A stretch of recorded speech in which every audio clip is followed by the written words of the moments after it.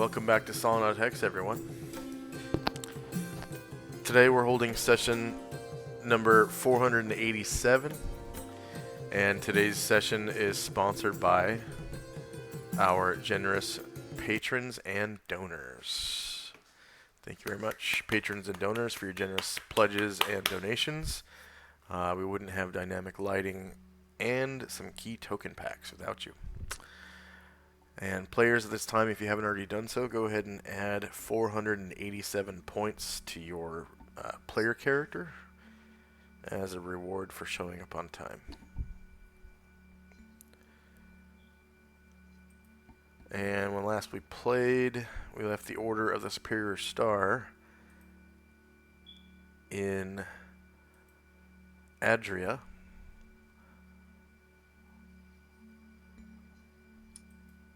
East Central on the coast at the Nozira clan hideout.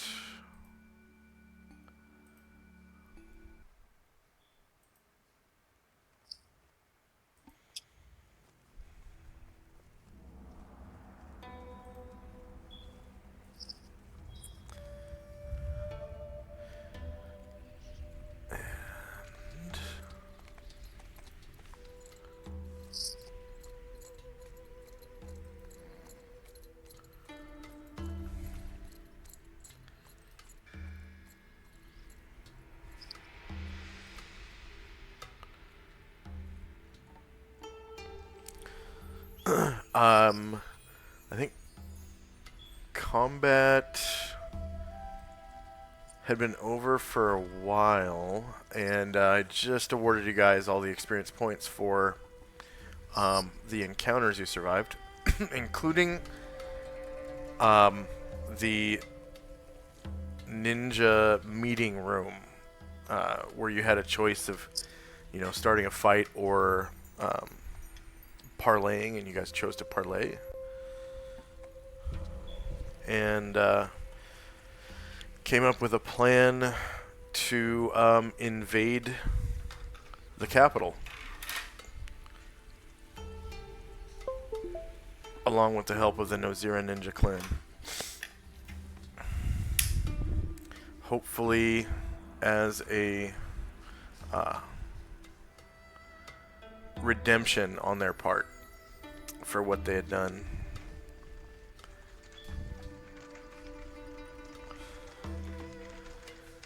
And the plan was to use giant kites to infiltrate. And there was a certain number of kites that they had. Was it 4? It was 5. 5, okay.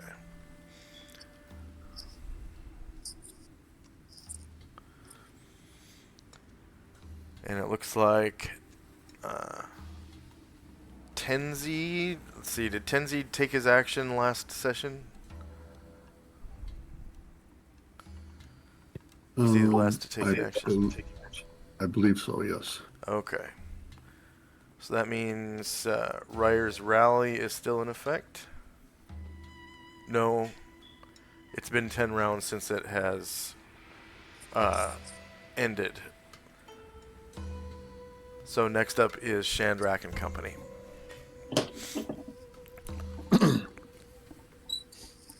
Okay, yeah.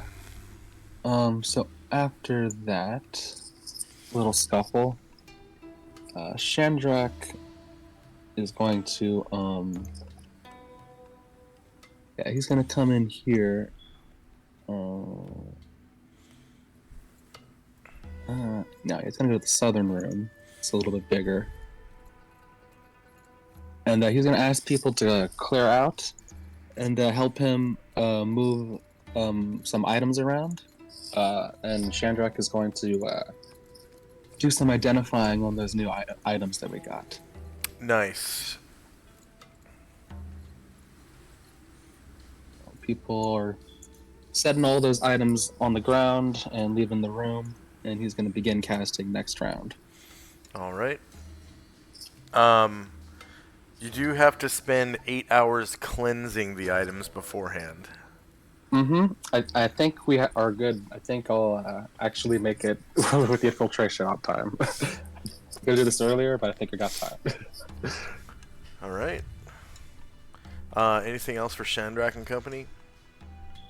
Nope, that's all. Okay. And so Shandrak will ask Ashrael to leave, please. So that's the end of the round. Time now is 6:05. And next up is Tenzi and company. So Asher has just been asked to leave the area, or leave the room. He will do so. And he'll come into here, I guess, with the rest of the people. The rest of my people are just resting. All right. Yeah. All right. Yep, we're just resting. Oh, and Shandrak also calls out, "Oh, and Tenzi, bring that chainmail in here too. Might be something cool on there." Okay. Well, then he will drop that over near this door and head back. Okay.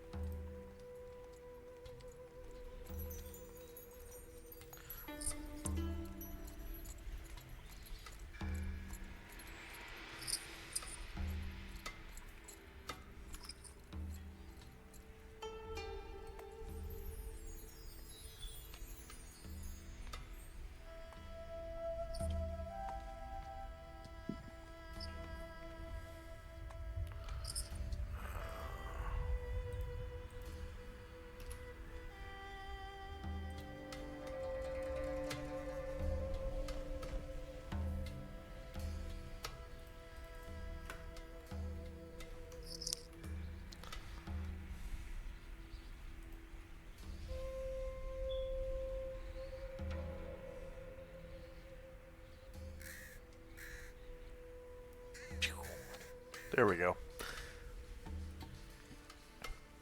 And anything else for Tenzi and company? Nope. All right, Shandrak and company.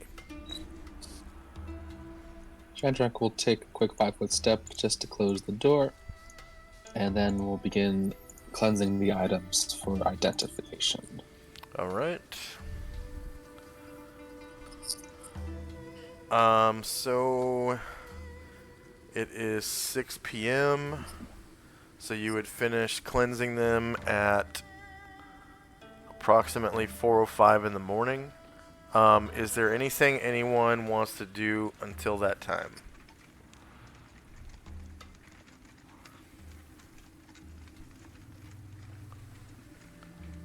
And I think Well, shouldn't that end at 2 o'clock? If it's 6 o'clock right now? yes. Yeah, 6:05? sorry. Yep, Mhm. sorry.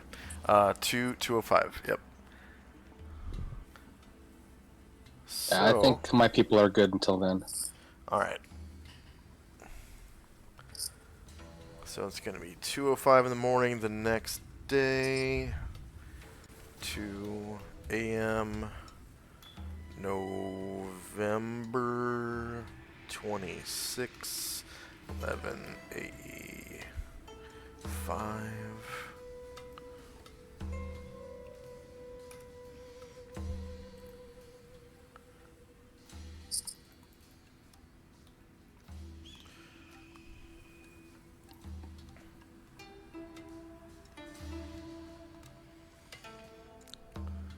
And let's see if anything happens in the meantime. I think I rolled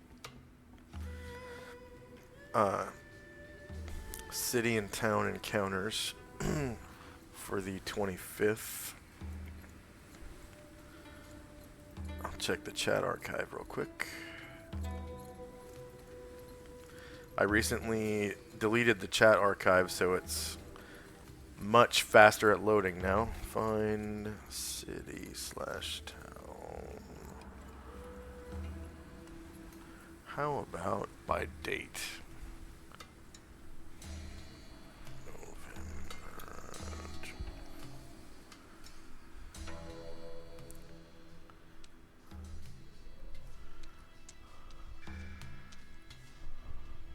Not the 24th.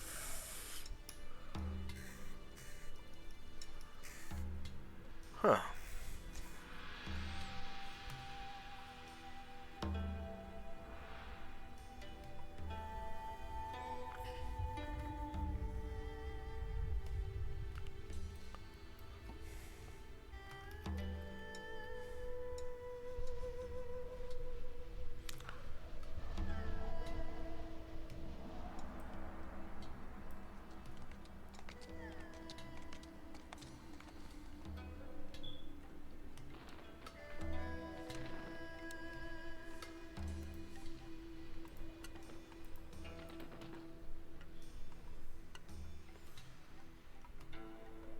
Ah, November the 21st.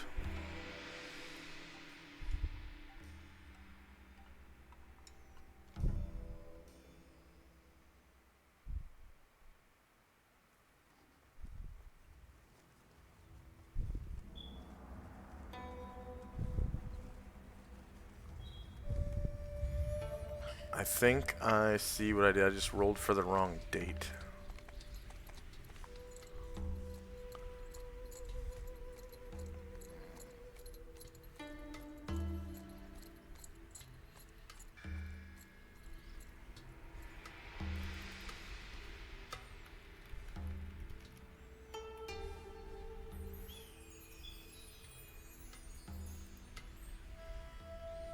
Yeah, I just rolled for the wrong date.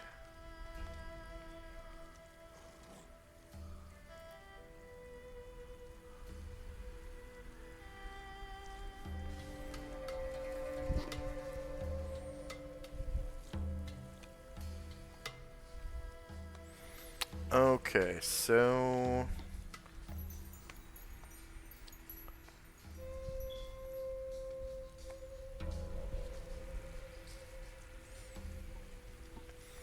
go ahead and set yourselves up for 7 p.m. So 1 hour into Shandrak cleansing the items for identification. So if you guys had, you know, plans to party or be on watch or have some sushi or something, because the the gals start making sushi right about this time, 6 p.m. It's dinner time, so it's not sushi rolls. It's what's called nigiri. So it's little beds of rice with tuna, yellowtail, little shrimps, probably salmon. Salmon's all over the world, right? So probably some salmon and some saltwater eel. So I think you guys have had freshwater eel before, but they make some saltwater eel nigiri, and it's wrapped in a little band of a cute little band of seaweed, like dried seaweed. So there's a little bit of a saltiness to it, sweet and salty. Dried seaweed is kind of like has like an umami flavor, sweet and salty at the same time.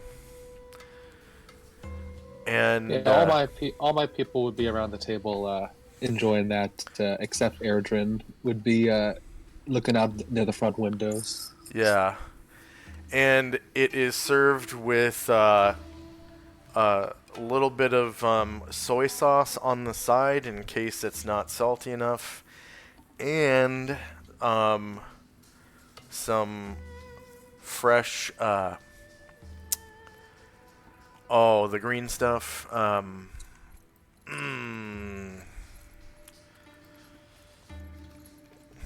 stuff with sushi, wasabi. So in America, wasabi is just kind of clumpy, dried up horseradish.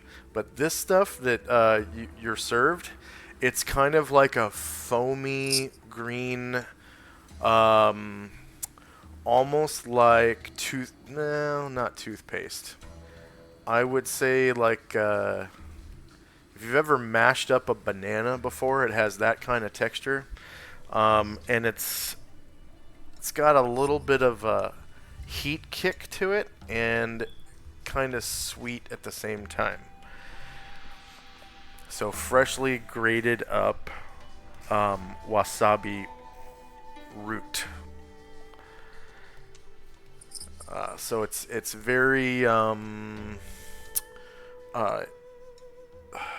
it's very moist because it's a fresh root, and well, I think it might be the stalk. I can't remember, but it grows in stream beds, so it's pretty moist, and they kind of grind it up right at the table with this thing that kind of looks like a cheese grater, but with tiny little holes.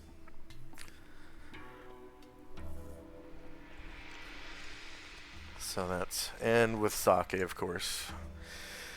All right.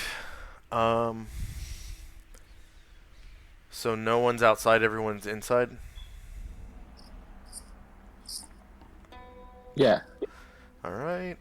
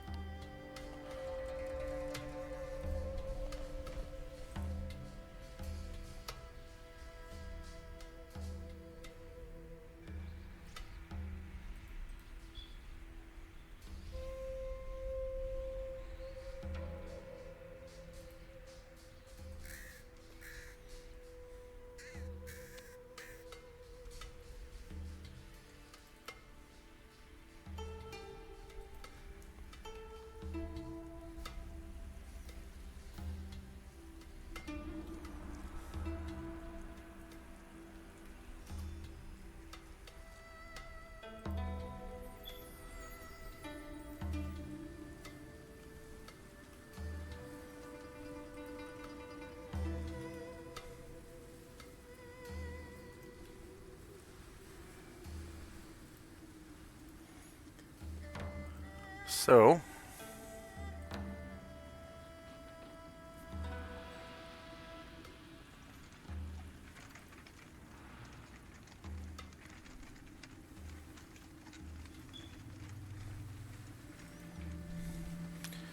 at about 7, two folks walk in, and they come and join you. The nice ladies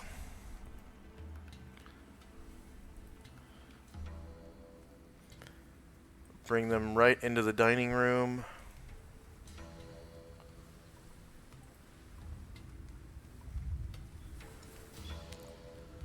And it is what appears to be an elderly woman and a child of about 6 years. And yeah, it's a little girl and an elderly woman. And the little girl is like, Grandma, are we gonna have sushi? And she's like, yeah. And the little girl is like, it's been such a long time. It's been 6 years. Which is a little off-putting because she looks like she's about 6.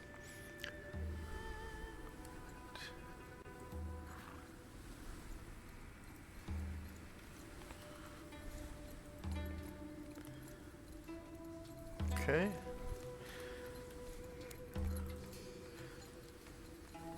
And there's no nothing's alarming about them. Like, for example, Ashriel doesn't sense any evil coming from them. They seem pretty harmless and innocent.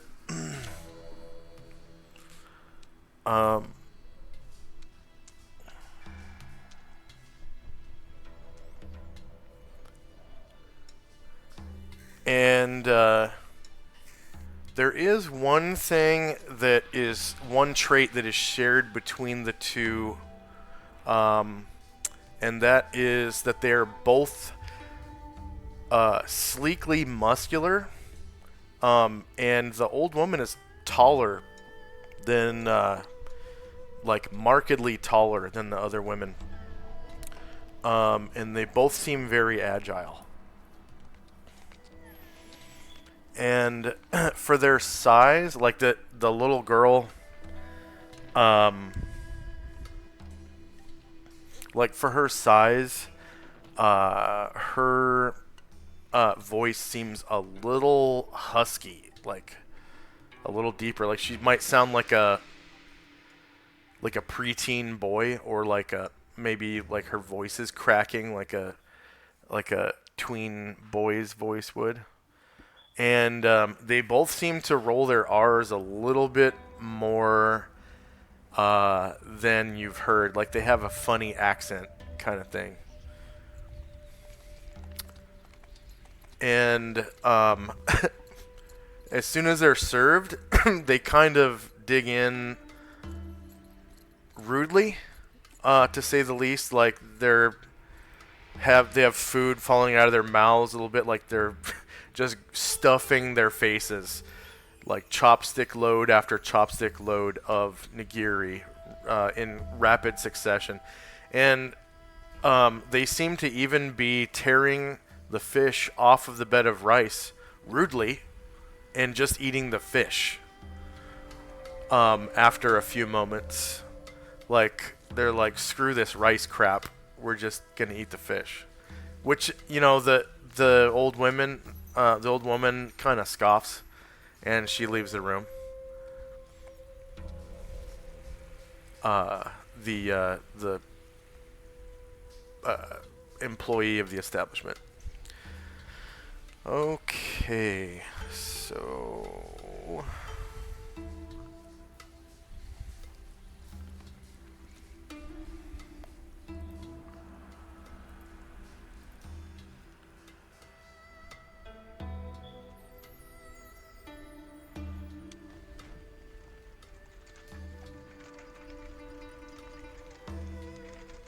time now is actually 7 p.m. November 25th, 11:85.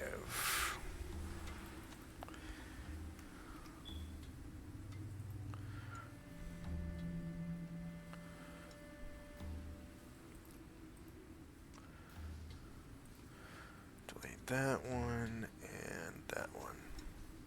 Okay, so first up is Tenzi and Company. How do Tenzi and Company like react to this rudeness?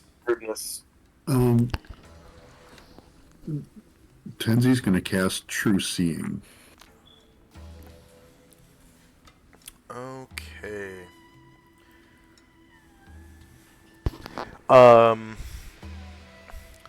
Yeah, go ahead and roll that template for me.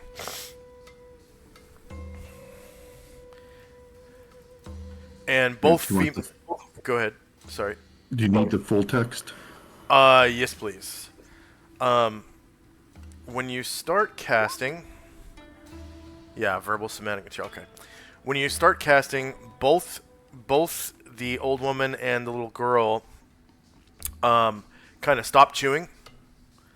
And there's like a little bit of fish dropping out of their mouths as they look over at you. And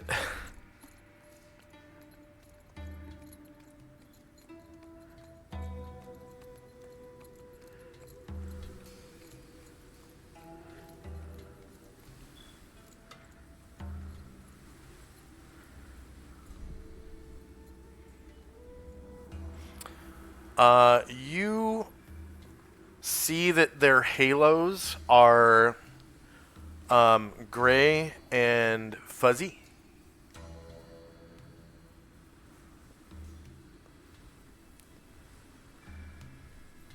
And suddenly they're forms go from sleekly muscular and taller than average to now you can see stripes on their skin, right? And their eyes become much more cat-like and like golden. And you can see that they have claws on the ends of their fingers and their toes. And they definitely take on aspects of a tiger. So they both look tiger-like to you now.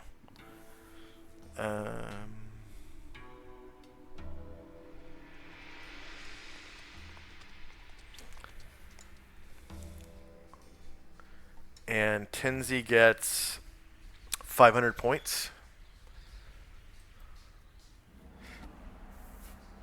And they just kind of, their jaws drop slightly and a little bit of food falls out of their mouths as they look over at you. And they stop, they freeze. And they're just staring at you.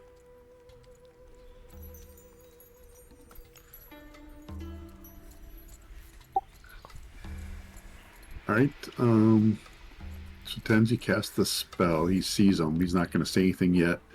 Zalman will ask the server if he could, if they could like just fillet some fish without making them sushi, like a pound or so that he could give it to Ruckus.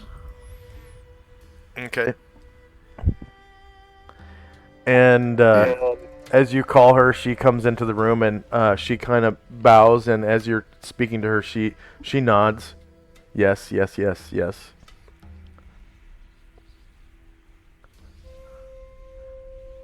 And when you're... Oh, sorry. Go ahead. Oh, no, that's fine. Yeah, when... and that'll be it for us for now. Okay. The waitress kind of goes back into the kitchen. And you can, like, I guess, Erdrin can see that she grabs a bowl. And she says, you know, sashimi please, to the sushi chef. And the sushi chef starts cutting up different types of fish into cubes. And she adds a little bit of sesame seed oil and some sesame seeds and some green onion on top, and hands the server the bowl. And Tenzi, as the server leaves the room, the old woman, she finishes chewing really quickly, and she looks at you and says,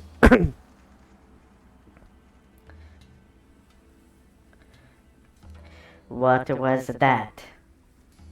If you don't mind me asking." I see you for who you really are. But I am a mere woman. What do you mean? You have altered your form to deceive others.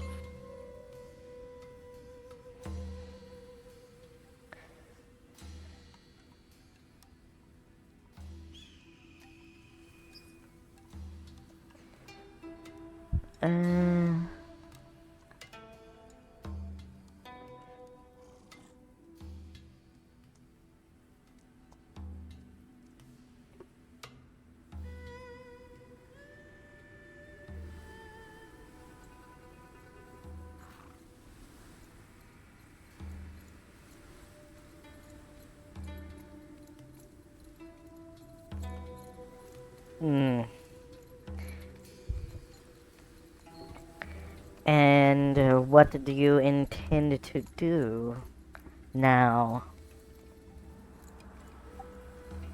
You are not. I do not detect. You're not evil, so although I do not approve of this action, as long as you don't harm anyone, I will leave you be. Of course I am not evil. Were you expecting something else? No, Violence, perhaps? no, but I thought that you might not be what you appear to be, and so I just wanted to find out for sure. If I was not counting on the peace, I would not have brought my grandchild.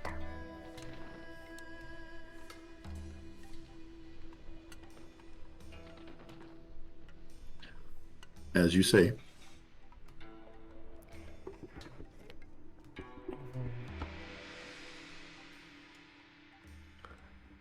And after a moment, the server comes back in.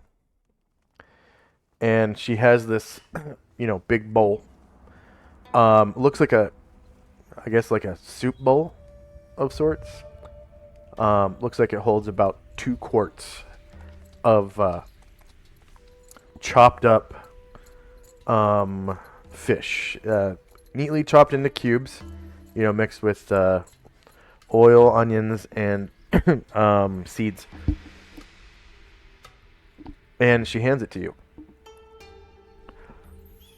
And says, Would you care to do the honors?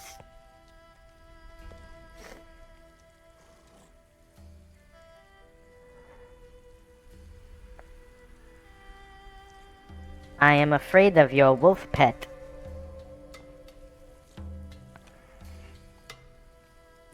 Of course. Zaman reaches for the bowl, and as he does so, he slips a gold piece into her palm. she bows and gratefully accepts it and kind of backs out of the room slowly and shuts the door.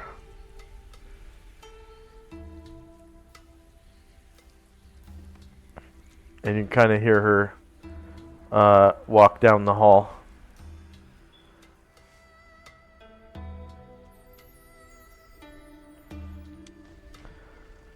And Airdrin can confirm, because he's still out there, kind of watching the door and the kitchen and all that.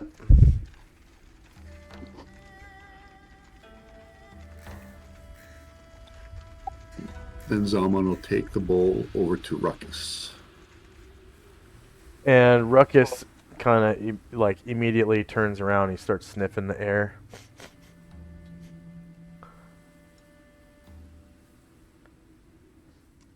And walks right up to the bowl, starts sniffing it. You can see his nose quivering. His nose is really wet. That's like quivering back and forth as he sniffs it. This is for you, boy. And Zalman will set the bowl down, kind of rub him on his head.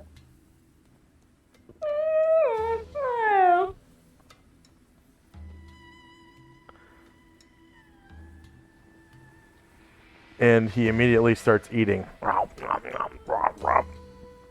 Big old mouthfuls. And that'll be it for us this round. Okay, next up is Shandrak and Company.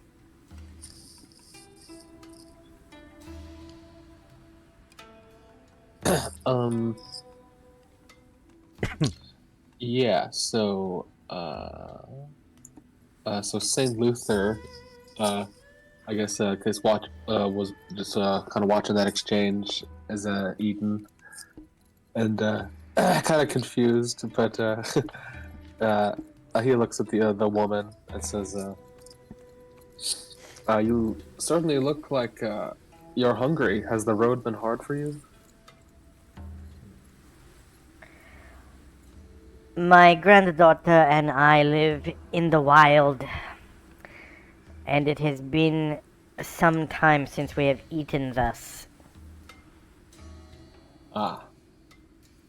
Well, I've known Tenzi for a while, and he's a wonderful judge of character, so if he vouches for you, then you can enjoy a meal with us.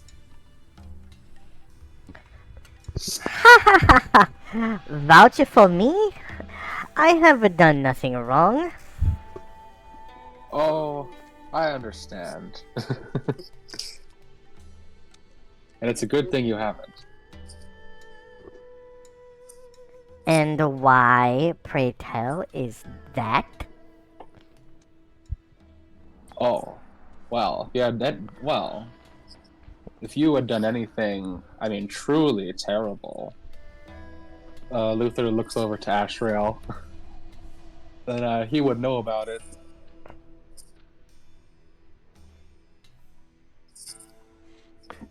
And she looks over at Ashriel as though she hadn't seen him sitting there before.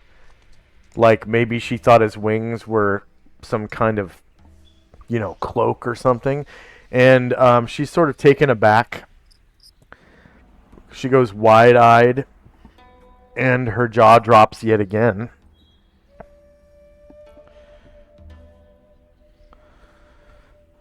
And she says,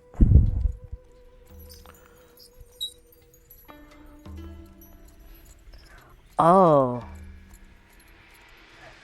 Great celestial of the gods, forgive my insolence. My granddaughter and I were so hungry. I was not aware of your presence. Please forgive me.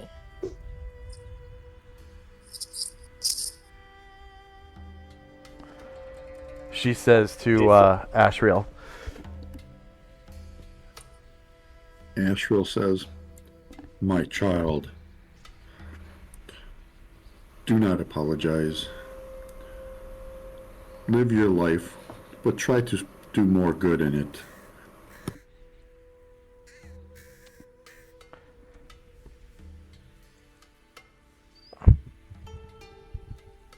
Ha ha ha. Good. But when we have creatures such as this merely walking the streets, there is more than enough good to go around. No? There is never too much good.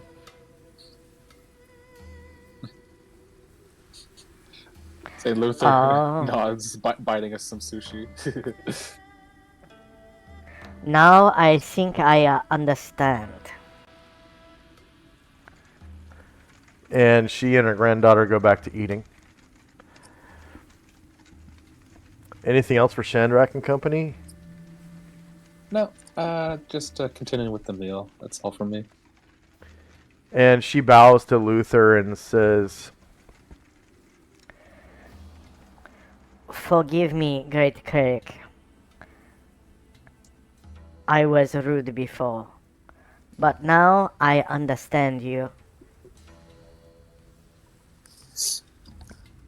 I am glad, and you should heed Astriel's suggestion. One good act begets another.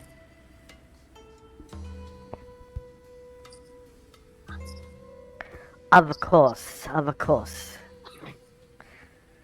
Eat up, granddaughter. and the little girl just like starts eating with a little bit more table manners, as does the elderly woman. Okay, time now 7:01 p.m. And next up is Tenzi and Company. The two seem to be a little bit more mindful of their manners now. And they seem not to ask rude questions like they were before. Like, what pray tell does that mean? Stuff like that. Her tone is a little different now. And it's Tenzi and Company. So I don't want to interrupt them while they're eating, but if they take a break or whatever, Tenzi would ask them about what they said that they had been staying out in the wild. Whereabouts had they been staying, and what kind of have they noticed anything different in that area recently? So they seem to be eating markedly slower, like they're actually taking bite-sized portions, chewing them fully, swallowing, and then, eating another bite, whereas before they were stuffing their mouths with fish. And the woman answers you.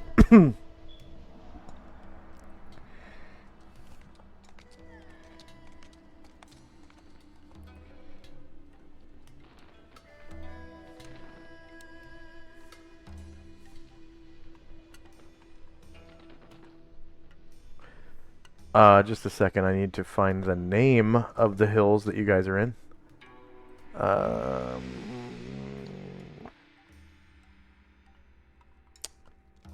see.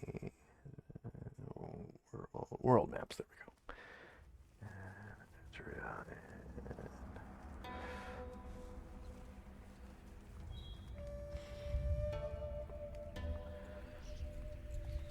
So these are the Anda Hills.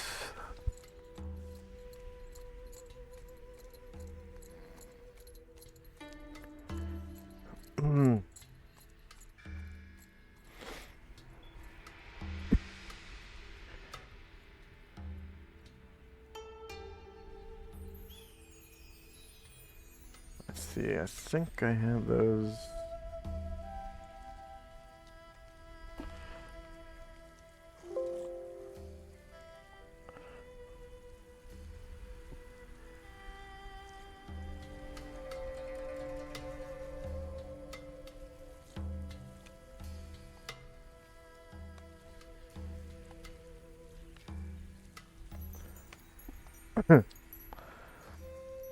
Okay, she says, My granddaughter and I live in the Anda Hills. The Anda Hills serve as a buffer between the deep blue sea, Hitashikusa Scrub, Matsumono Flatland, and the Kaijono Range. Several dispositions lie within the Anda Hills, including Shidehai, the Kaijono River, and the Hanato Samurai family estate. And we just wander from place to place. Sometimes we come here. Sometimes we go to Shidehai. Sometimes we follow the Kaijono River out to the Kaijono Range. And sometimes we travel all the way out to the sea. The deep blue sea, you know this place? I have only heard of it. I have never visited before.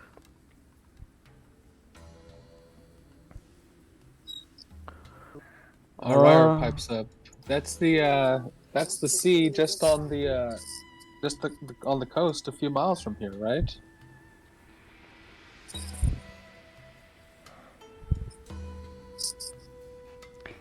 Yes.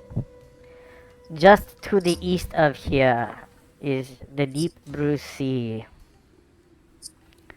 No one knows what is on the other side.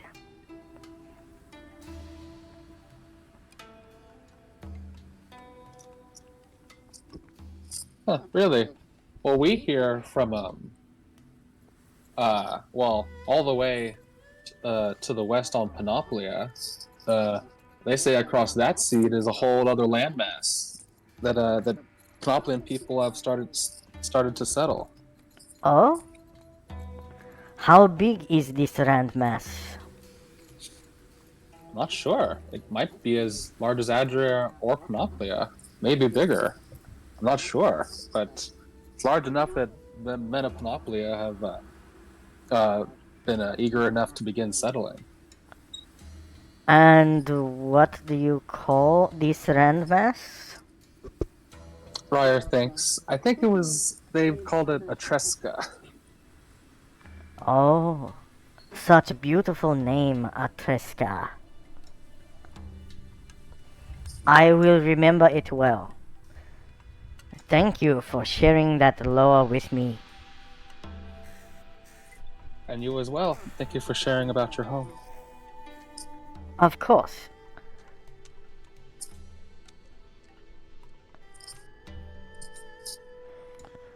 And she goes back to chopsticking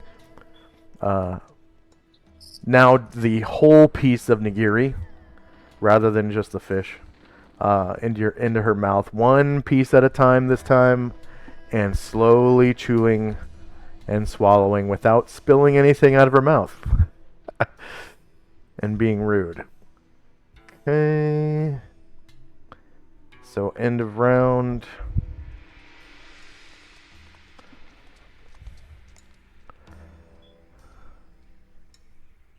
And time now is 7:02. Do you guys say anything else to her before she leaves? I'm good.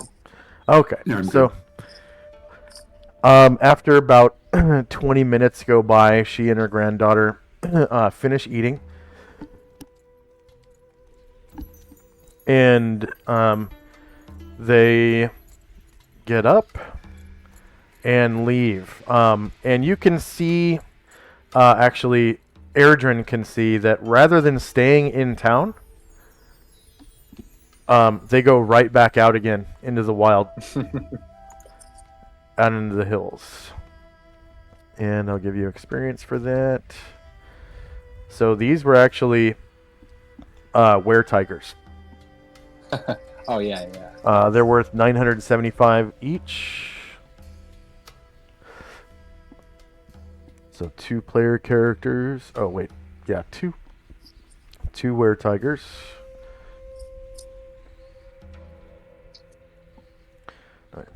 $975.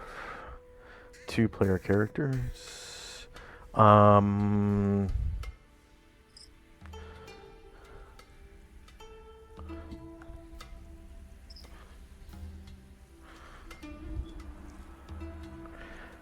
Six NPCs. I think the NPC count might be wrong because we added Musashi. I think so. We have 7 now. 7. Double check. Tenzi, how many of your NPCs gain experience points? 2. 2. And then Shandrak, how many of your NPCs gain experience? 5. 5. Okay, 7 NPCs. 0 creatures defeated, so no hit dice bonuses awarded. And we're going to take a 5-minute break starting now.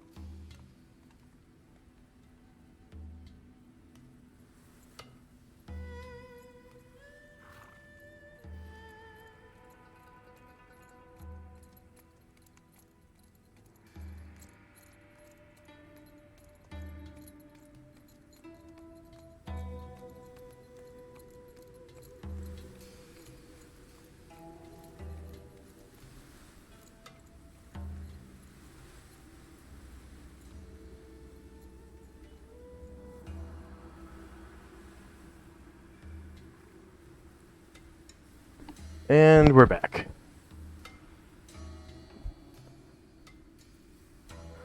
Okay, so Tenzi, are you here? I am. And Chandrak, are you here? Yes. Okay.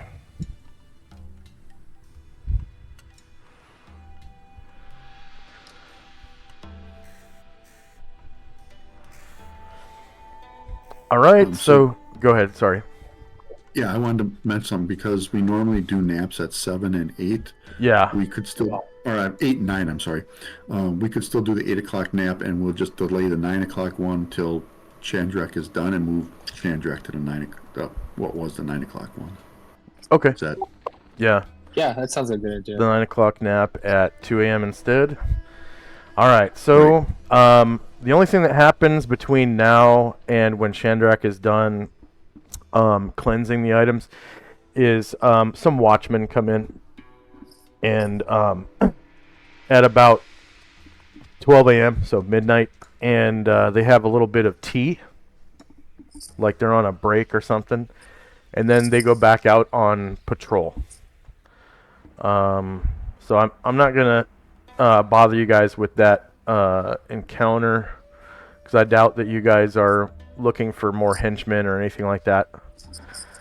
And they don't really have very much news to share. I mean, it's like all is calm on the Western Front type of thing.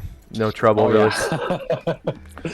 So, yeah. 2 a.m. rolls around, and Chandrak, you can cast Identify. Wonderful.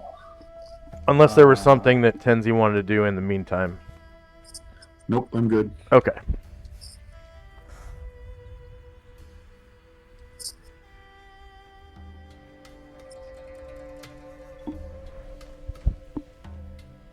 All right.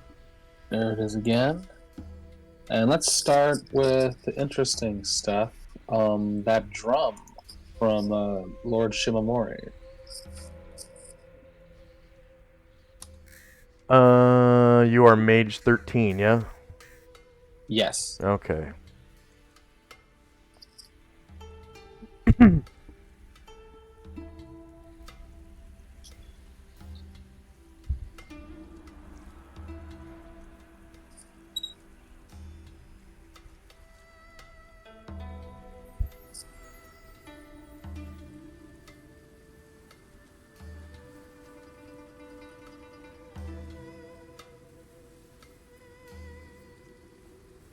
Lord Shimamori?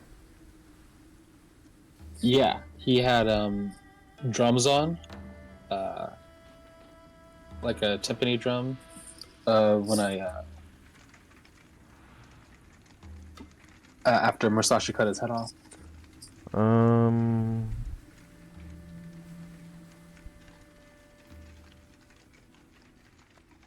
you spell Shimamori for me? Let's see. Yeah, that's. There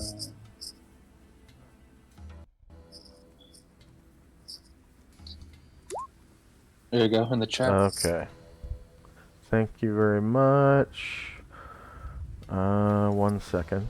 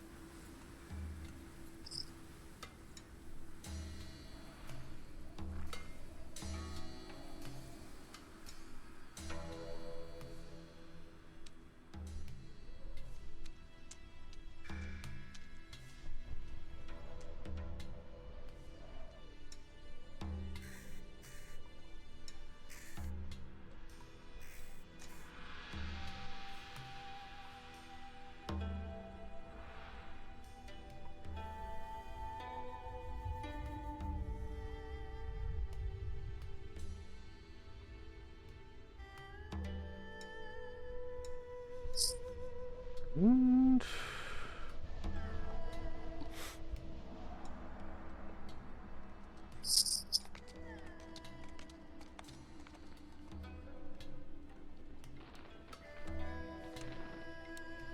perfect. All right. So,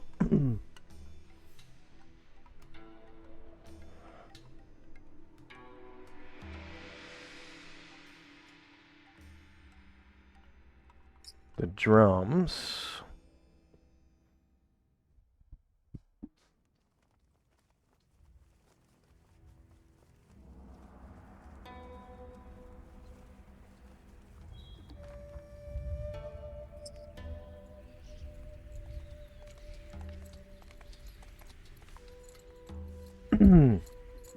So they are kettle drums, which are, I want to say like Indonesian steel drums. Let me check on that real quick. Kettle drums.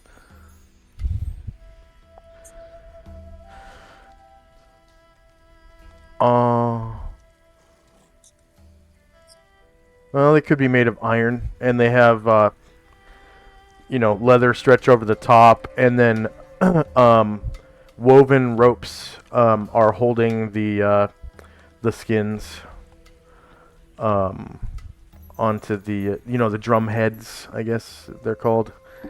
Mm-hmm. And they're about 1.5 feet in diameter. They come in pairs, so there's 2 of them. And they're pretty unremarkable, but I think you detected magic and found, like dim magic or something like that?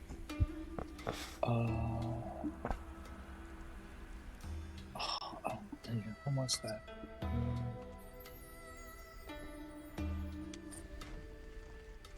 Maybe faint.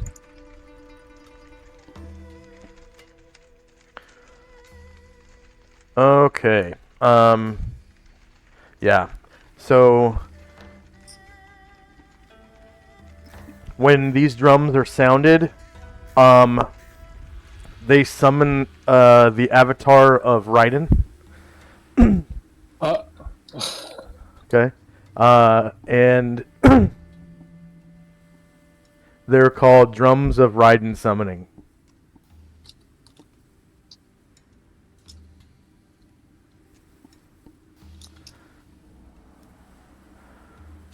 Okay. So it took, let's see, 1 round out of 10, so you have 9 more to go.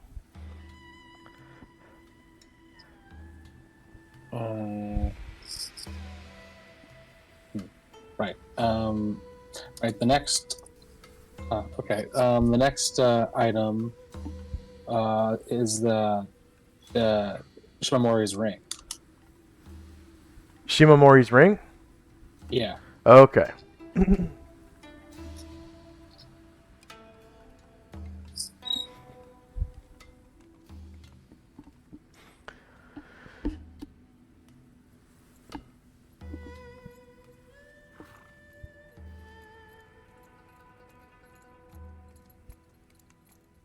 Alright. So when this ring is rubbed, a summons is served and a genie will appear on the next round. Ooh. The genie will faithfully obey and serve the wearer of the ring. But if the servant of the ring is ever killed, the ring becomes non-magical and worthless. So you summon a genie. If the genie dies, the ring is just a regular old gold ring after that. So it's kind of similar to, the genie of the lamp type of thing, but this is a ring. Mm-hmm. And, genies... Fine, genie...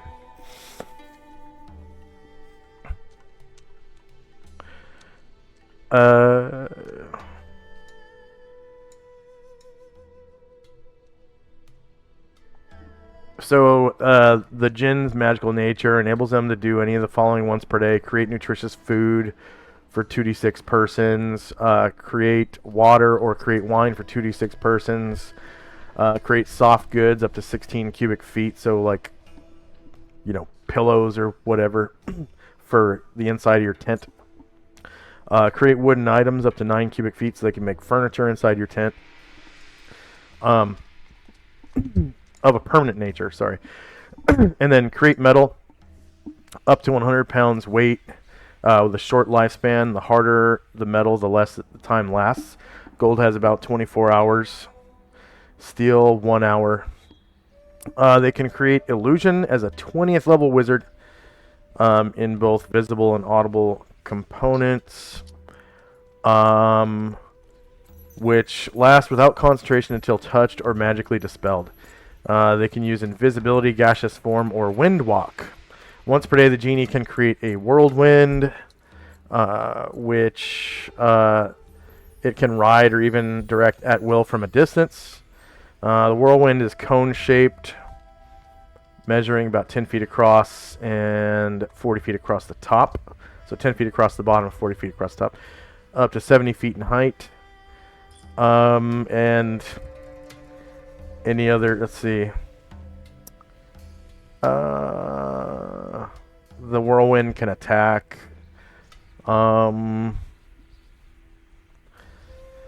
And it can ride the whirlwind and even take along passengers who suffer no damage from the buffeting winds while, with the genie. And the whirlwind can carry the genie and up to 6 man-sized or 3 genie-sized companions. So genies themselves are large, so it can carry up to large creatures. Anything bigger than that, it's just, too big.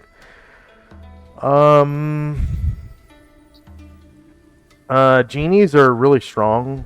They can carry up to 600 pounds on foot or flying without tiring. So they can perform, feats of strength for you. And then, yeah, that's about it. I thought genies were able to cast Wish, but let's see. I don't... Okay, so it takes a noble genie to cast wishes. So this is not the type of genie that can cast a wish. It's just a normal genie from the elemental plane of air. Can't cast wish, unfortunately. Okay. All right. Still So that pretty dang cool. yeah. So that was your second round. Yeah. Let's see. It's a ring of genie summoning. Okay. And genie is spelled weird. It's DJINNI. Oh yeah. Not GENIE like we're used to in the West. Okay. Yeah, let's check out that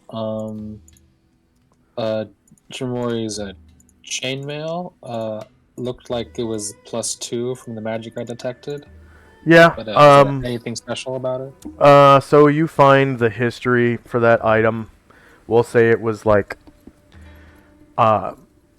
created 50 to 100 years ago for like Shimamori's, grandfather or something, and it's been passed down among the Nozira ninja lords since then. And yeah, it is chainmail +2.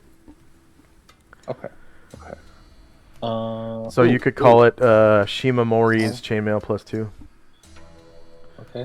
Or the Nozira chainmail +2, yeah.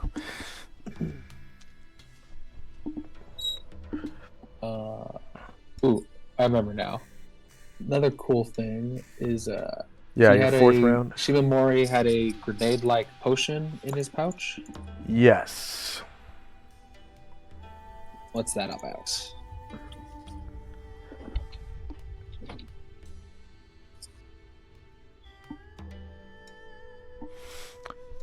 All right. So this is your 4th round of identifying. It says when this oil is and it's the container's in the shape of a grenade.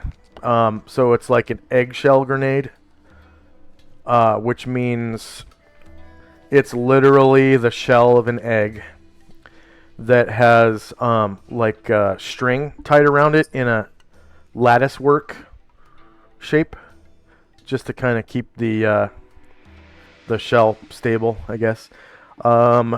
Says when this oil is exposed to air, it immediately bursts into flame, inflicting 5d6 points of damage to any creature directly exposed to the substance. Save versus spell for half damage.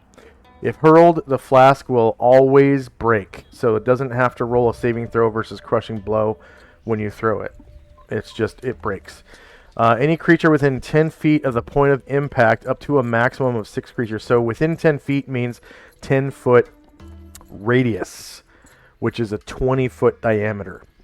So when you throw it, you pick an intersection on the grid, not an actual square.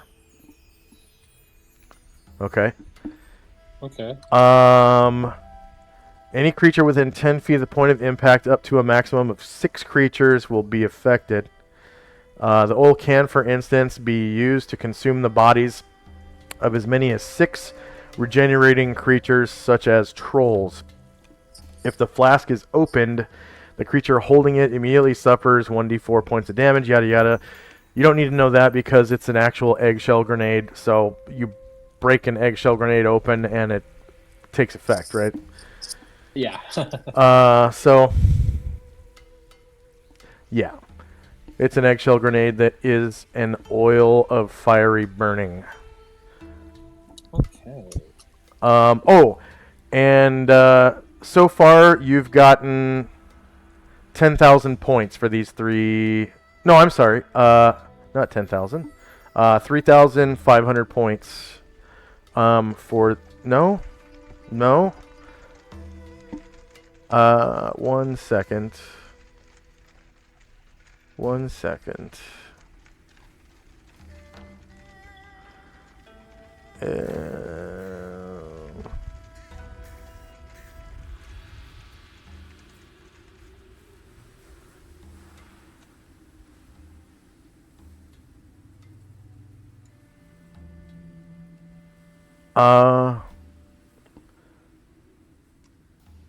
4,000 points so far. You've gotten 4,000 points. Yes, definitely. 4,000 XP. Cool. And then Shimamori's +1 ninja toe. All right. So similar story to the suit of chainmail. It was kind of created for like his grandfather and passed down to him. And it is a ninja toe +1. You guys don't have a ninja in the party, but you know. I think normally the speed for a ninja toe is like 2. So this is faster by 1. I think it's either 2 or 3. But this one is slightly faster because of the +1. So +1 to hit, +1 to damage, +1 to -1 really to initiative.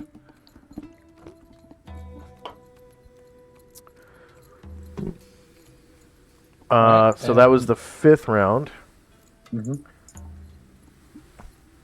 And then his Tonto, it was a +1, it looked like.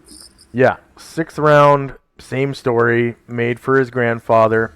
It's a Tonto +1. I think Tonto usually has a speed of 2, so this one has a speed of 1. And it's +1 to hit, +1 damage. That was your 6th round. You still have 4 rounds left to identify. Yes. Oh, and you get another 1,000 points. So 500 for the ninja toe, 500 for the Tonto. And let's see, how about those shuriken? We got magic ammo on our hand? Okay, so you identify the shuriken. They are small star shuriken, and the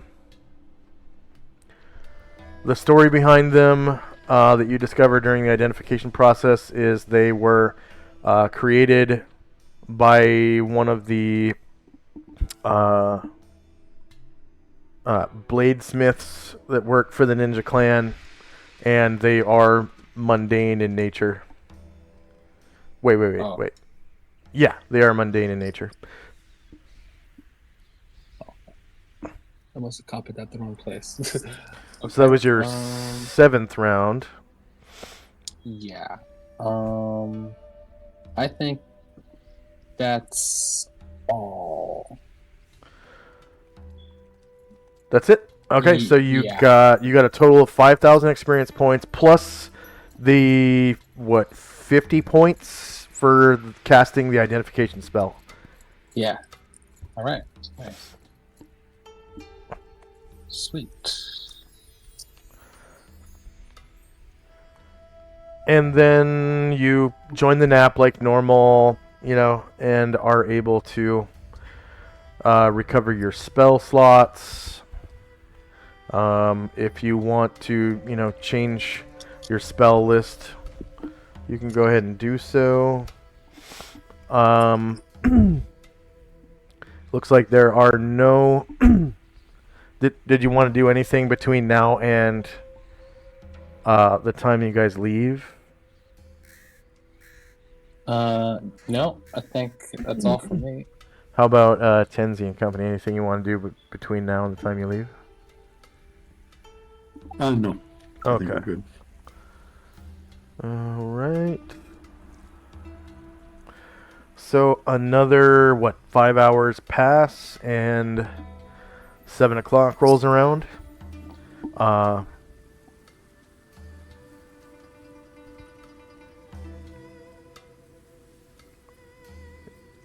One second.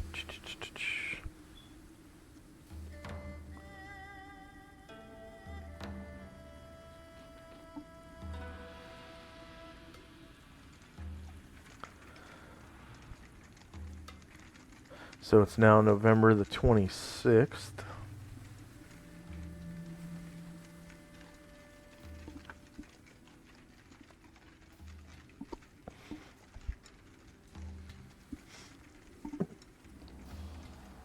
And the wind whips up real good into a gale in this area.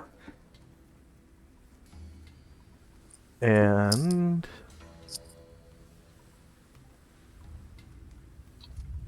it's now 7 o'clock.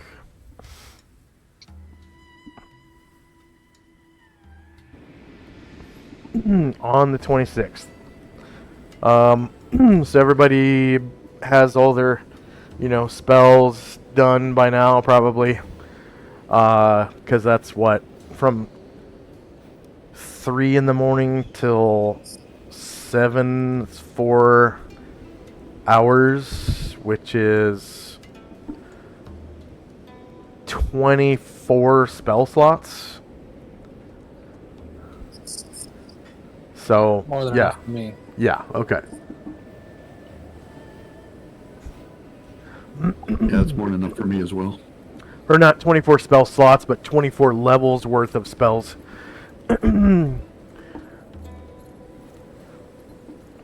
Alright. So, at 7 a.m., is there anything you guys want to do before you leave town? Or the village, that is? Yeah. I just want to, Chandrak would, come out and tell Tenzi and everybody about all the identified stuff. And then he'd ask, Tenzi about, do you remember anything about this Raiden character? This power named Raiden? Supposedly these drums can, summon the Avatar. That's my identification said. Really? Yeah, So what do you know that would about be- this Avatar? He's, as I recall, he is a lord of storms and thunder, so the drums would be appropriate. But he's also evil. Mm, That's my memory of him. right. Okay.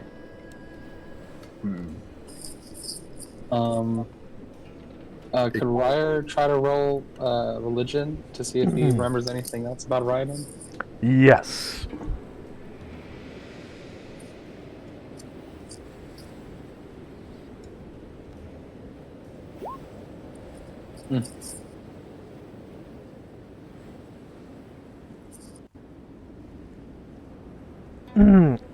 He's kind of oblivious to the ways of Raiden the god and his worshippers and priests. Doesn't recall anything at this time. Yeah. Tenzi can also roll if he wishes, if he has the religion proficiency. I'm not sure if he does. He does not, but Zalman does, so I'm going to have Zalman roll. Okay. And I think that's just...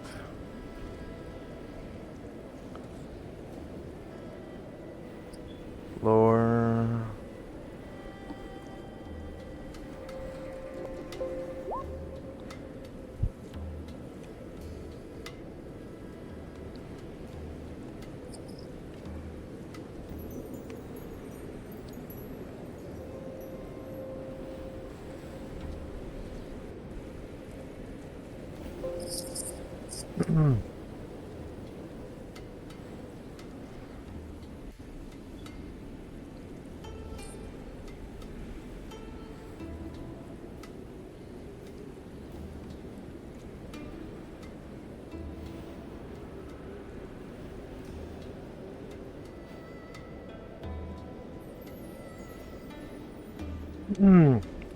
And so Zalmond kind of hears you guys talking about it, and he comes running. And he comes out into this room, and he opens up the door here, and he stands in the doorway so he can talk to both of you. And he's like, "Yo, I heard you guys were talking about riding." Yeah, when I was identifying, these drums sound really powerful because they say they can summon his avatar. What do you remember anything else about him? I don't remember too much. Yeah, Raiden's the god of thunder, and the patron of Fletchers, a constant companion of Susan. Sorry, not Susanu. Probably. I don't know. Nah, just forget I said that. He loves nothing better than beating his drums while while he rages. When he wishes, he can beat these drums so loudly that they act as drums of panic. Raiden is fond of eating human flesh and receives a meal anytime a man is slain by an arrow. He can send a lightning bolt to attack any being on Solynod Hex. In his true form, Raiden has a horned, grotesque head and long, vicious-looking claws. His avatar takes the form of a swarthy-skinned brute with a deformed face. He can call upon the elemental and weather spheres for his spells. And his priesthood, oh man, priests of Raiden must keep their god of peace so that he doesn't harass their village. Raiden especially likes to see them become Ronin, or mercenaries, as he does not care much for loyalty or established order.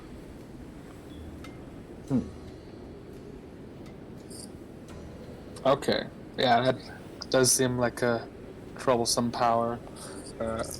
So, yeah. Hopefully, Yo, he's evil as Yeah. shit. Yeah. But, well, hopefully we won't need these drums. But I was thinking, since it is a nice and windy day, if he creates storms, that might be useful. But looks like we won't need that today.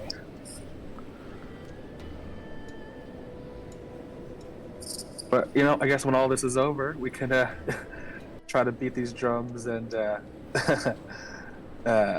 you know, see what happens. Just make the world a little less problematic. And Zalman kind of nods and walks back to the room where Ruckus is. Shandrak also says, I also got this, identified this ring that it can summon a genie to serve whoever owns the ring. And if it's all right with you, Tenzi, Shandrak looks over. I was thinking of I'd like to give this ring to you, Chai, so this genie can protect you. And yeah, Chai kind of nods and walks over to you and holds her hand out. She says, Thank you for the ring.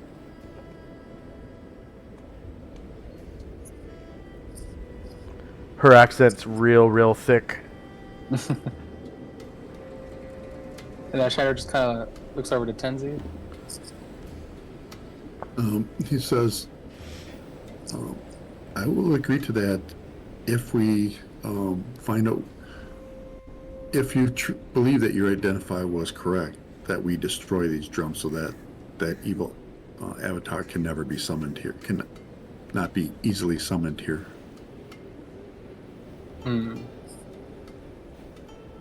Well, okay. But so here's what I would like to do, though.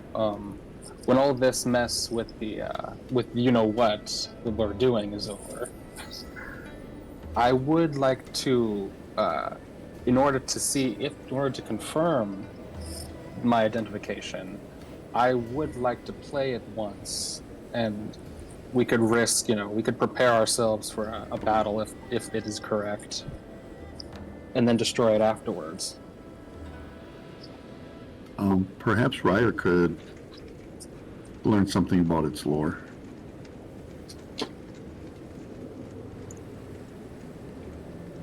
Yeah, I could, but not today.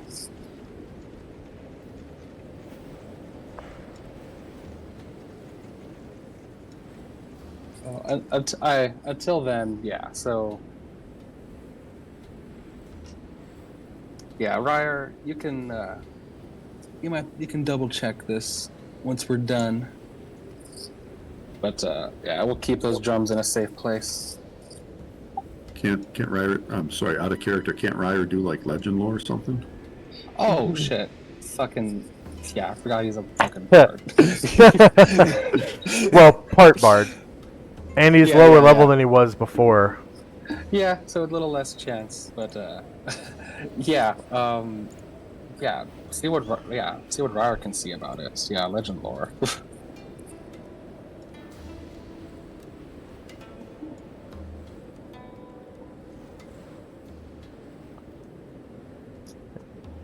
Okay.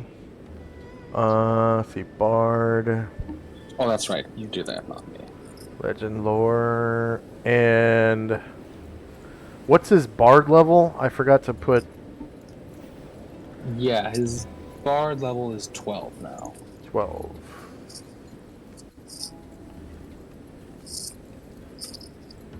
Nozira drums, right? Yeah.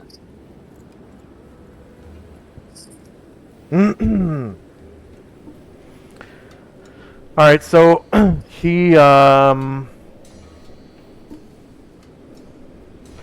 takes about 9 minutes. He starts playing his guitar to recant a tale of these drums. Did you want him to play his guitar? I think that's his only instrument that he owns, right? Yeah. Okay. So he starts playing his guitar. And sort of recants this tale of these drums how they were created for the lord of the Nozira clan, and he passed them down to his son, who passed them down to his son, and now the drums go to you. And finds out that the age of the item is about the time of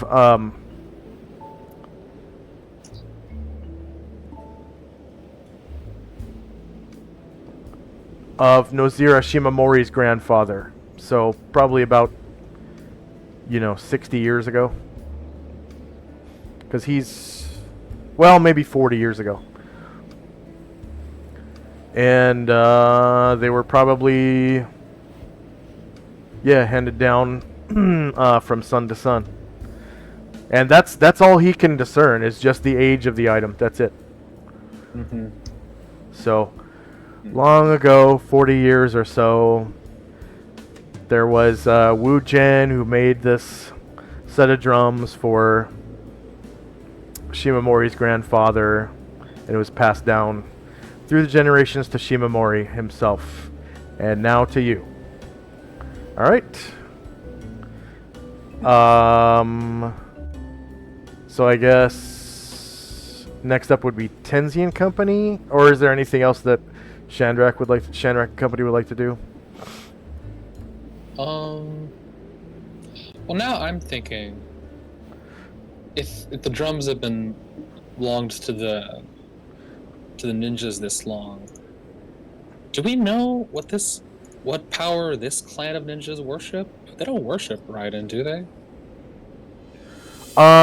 You haven't explored any shrines, so you wouldn't know.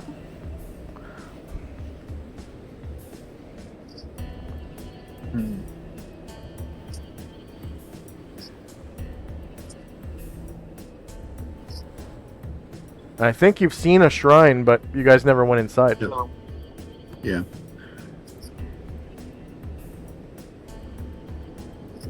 No, no, I think we did. Didn't maybe that was the other place. Didn't Ashriel go inside of it? Because that's where he detected evil. Someone came out of there, but he went in just to make sure there was nothing else in there. Oh, okay. Yeah, go ahead and roll an intelligence check for Ashriel. See if he recalls.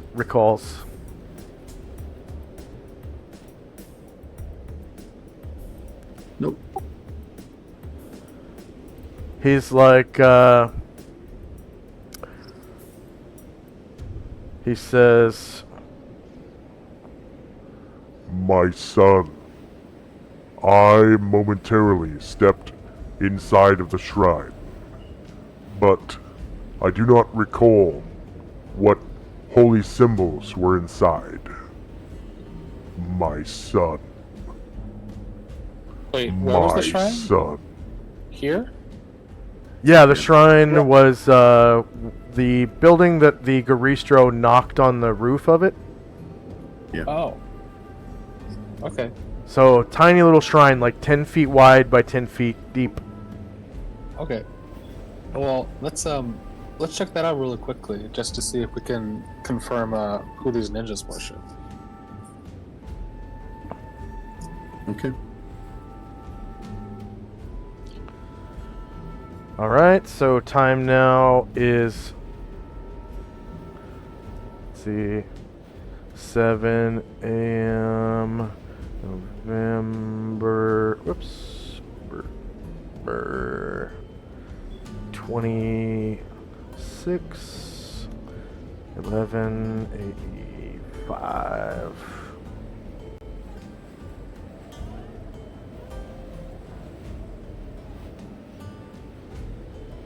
So we'll call that the end of the round. And time now is 7:01. So first up is Tenzian Company.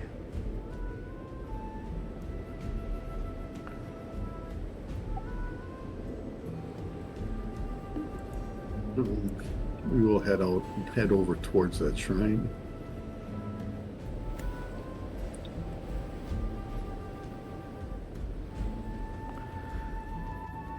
And you remember that its whereabouts are somewhere over here. In this area. So my people are just going to walk towards there.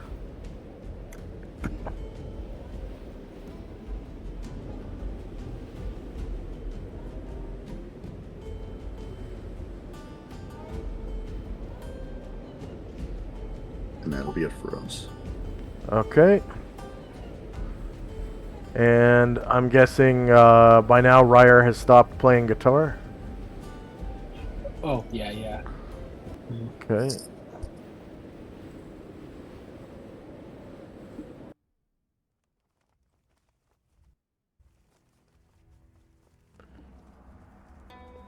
And next up is Shandrak and Company. Alright. People start to head out. Oh, and yeah, I see that little building. There we go. And just start jogging up the stairs. All right.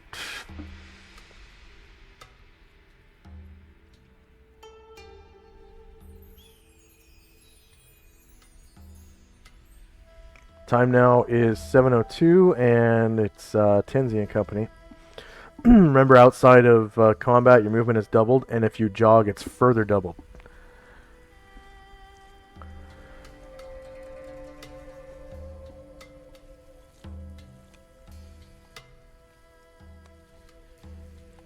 Yeah, we're just going to move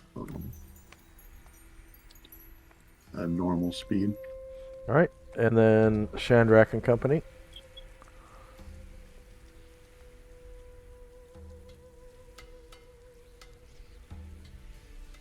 Alright, continuing onward.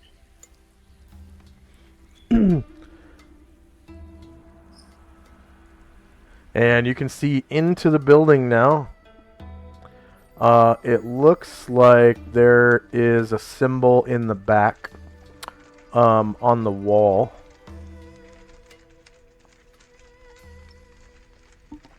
And by now, I guess Shimamori's body would be gone, so I'll just put that on the GM layer.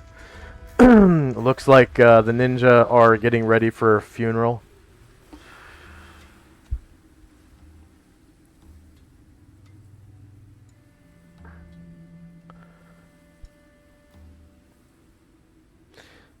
And the you can tell from here that the symbol looks like a yin and yang symbol. And I guess Luther would be able to observe that. So if he has religion proficiency, yes. he can roll that. And all right, so he can tell that the yin and yang symbol, it's a yin and yang yin yang circle, and he can tell that it is the holy symbol of Lao Tzu. Oh, Yeah.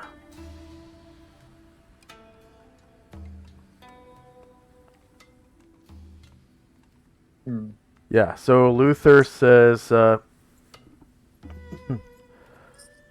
Chief, this symbol is the yin-yang circle of Lao Tzu. It represents balance in all its forms, good and evil in perfect balance, male and female, water and fire, up and down, left and right, all things being equal.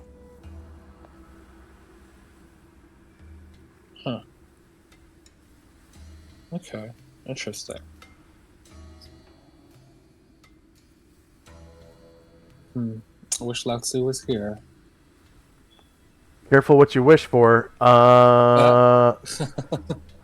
Let's see. I'm I'm gonna look at your magic items now. Let's see.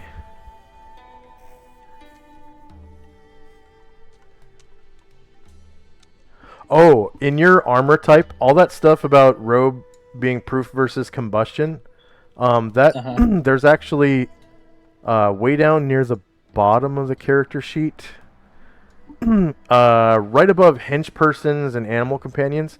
There's like a notes section where you can put that type of stuff. Okay, yeah. So I put most of anything, it.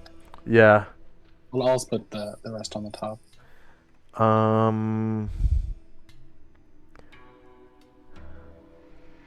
It doesn't look like you have any unidentified magic items that grant wishes.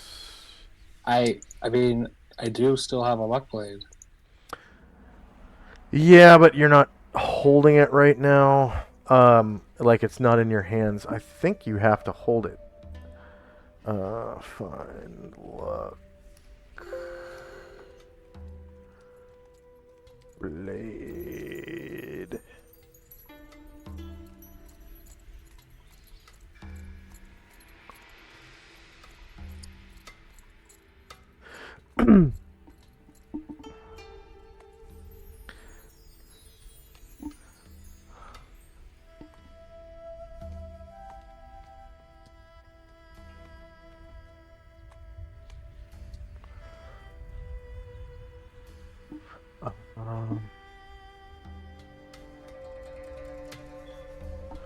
Okay, it doesn't look like the description says you have to hold it. So, let's see, notes, daily routine.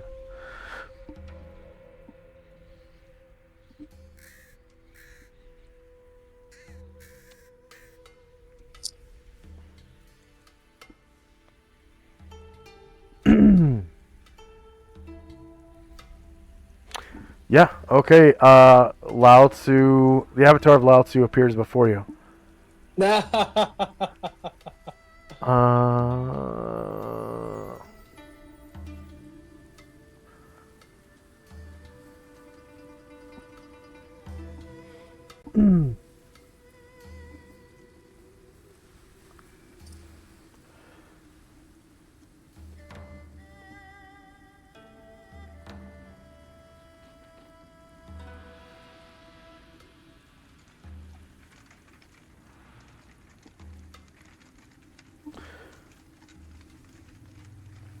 And this is 1 hour and 43 minutes into session 47.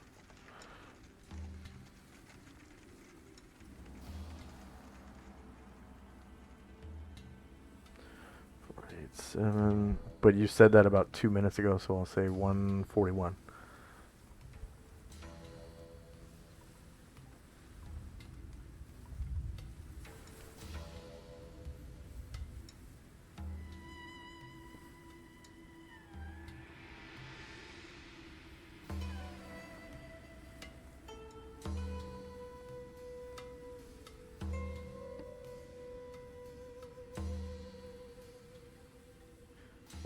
Okay.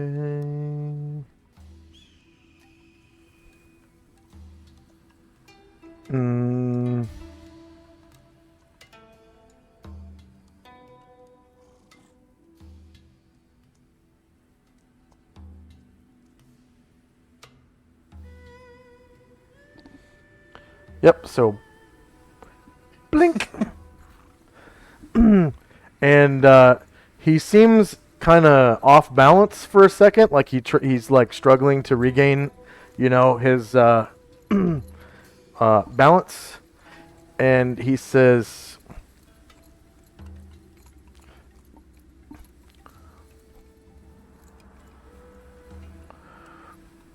"Hello. I was just riding a horse. Now I am here. You called for me?"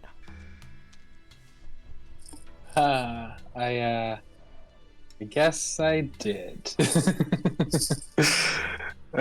Well, yeah, I just, we're actually about to, disembark soon, and, I saw this shrine here, and it's a shrine to you, and it reminded me of you. And then I got sad, because I remembered that you had died, and, I wished you were here, and look at that, here you are. Oh, must have been another one of my avatars. I've never died before.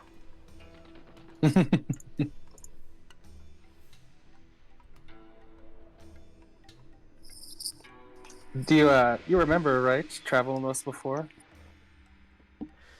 I remember like it was a dream.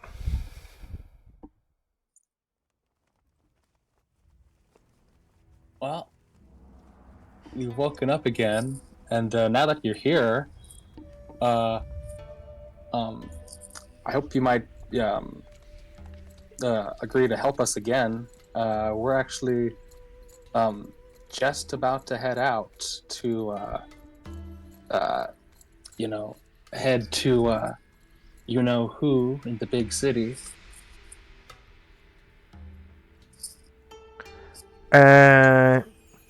The Shogun. Shh. Shandrak puts his hand up to his finger. Sh- y- yes. Oh, But yes, we're not. and We're not supposed to talk about the Shogun. oh well,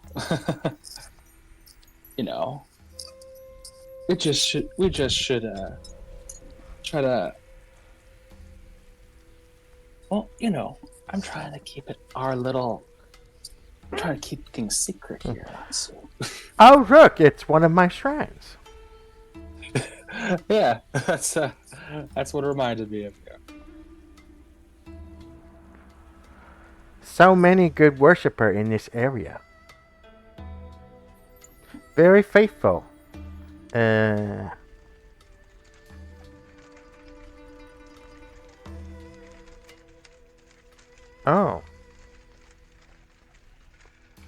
A ninja cran.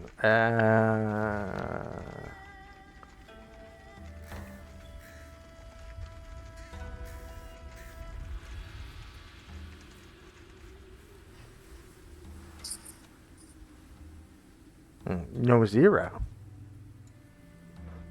I remember as if it was from a dream.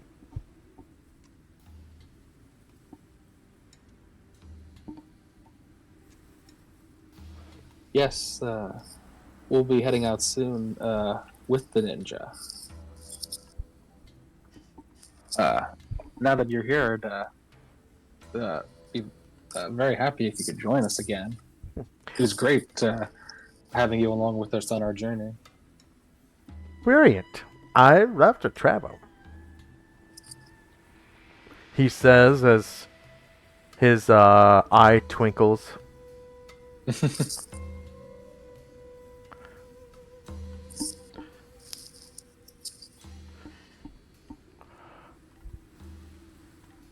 Oh, get ready. We'll be heading out in just a minute. Chandrak looks over at the ninja at their funeral. We'll be heading out very soon. The journey of 1,000 miles begins with a single step. And end of round.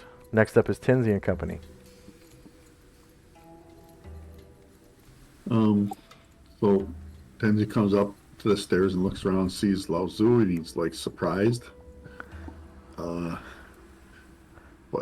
he doesn't really say anything. He just kind of looks at Chandrak and looks at Lao Tzu.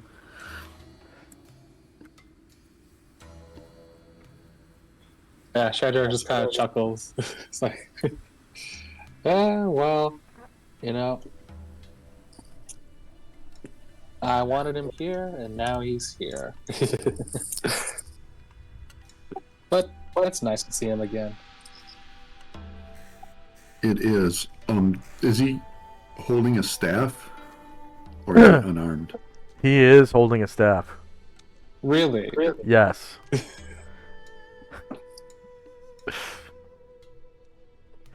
And he sees you eyeing his staff, and he says, "You expected something different?" No. So he would have seen Tenzi like eyeing up his staff, and then looking over to who has it? The druid has the other one. Actually, I was thinking of asking to give it to her, but it's currently unclaimed. Oh. The staff of my other avatar.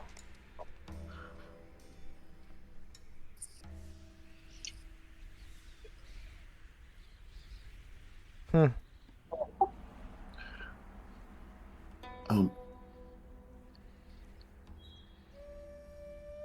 mean, that's fine. Although Astral was thinking about it too when he's enlarged to have the Nodachi and then that in the other hand. Mm-hmm. Okay, yeah. Yeah, I'm fine with that. Actually, I think Astral will do better with that than Chai. Let's see. Staffs might be, one of those weapons that requires two hands no matter what size you are, so we'll check on that real quick. That's right. I think you might be right there.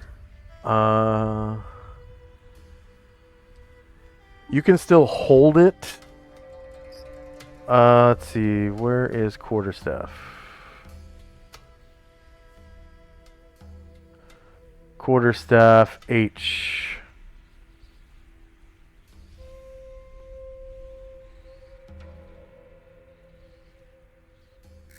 Oh, I didn't put the. Okay. Jeez, I didn't put the deal on there.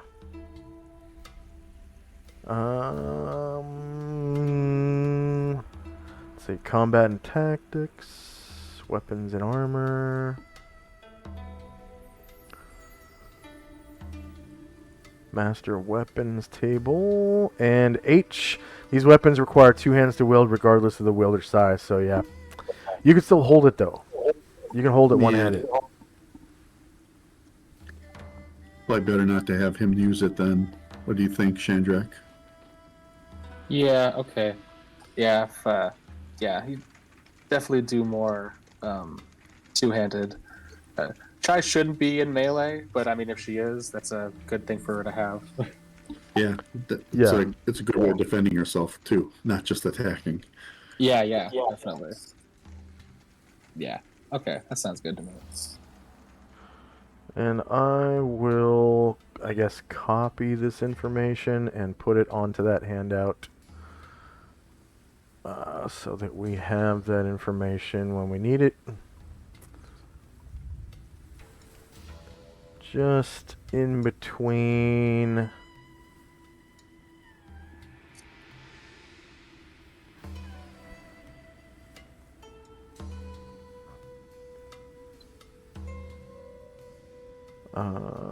Gray. Okay. Alright, so changes. Cool. Now those are dialed in on there. All the little footnotes or whatever for the weapons. Alright, let's see. I forgot to give you that. And you get that. Anything else for Tenzi and Company? Oh, and quick shout out to Thaco Tuesday. Hey guys. Tenzi and Company, sorry. Yeah, we're done. All right, Shandrak and Company. Yeah. Okay. So Chandrak will motion over, and him and his people will begin heading back over to the horses to begin saddling up and getting ready. head out. Okay. And the avatar of Lao Tzu kind of recants. He was riding a horse on the world of Toril. Like, what? There's other worlds, you know? And he's That's like, a weird name. yeah.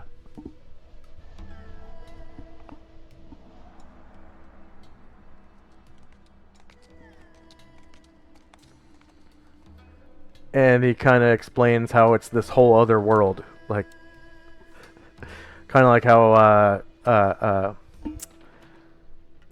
Forrest Gump describes Vietnam as this whole other country. You know, he's just like, it's this whole other world.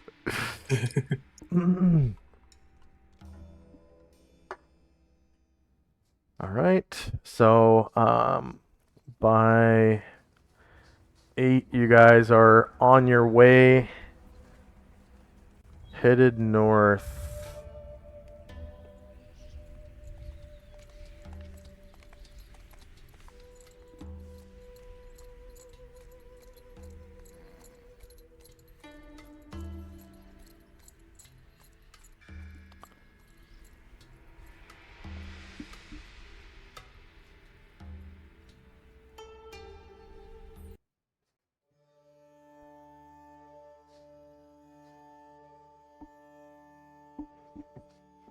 And let's take our second break. It'll just be a 3-minute break real quick. I'm just going to get another drink. We'll be right back in 3.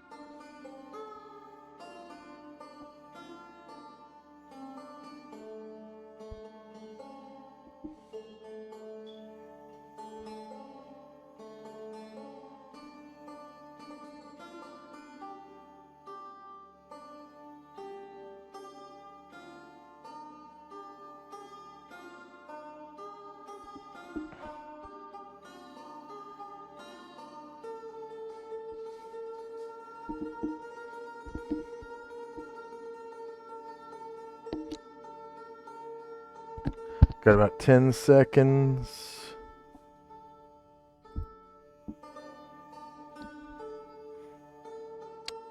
And we are back. Is Tenzi there? Yes. And how about Shandrak? I'm here.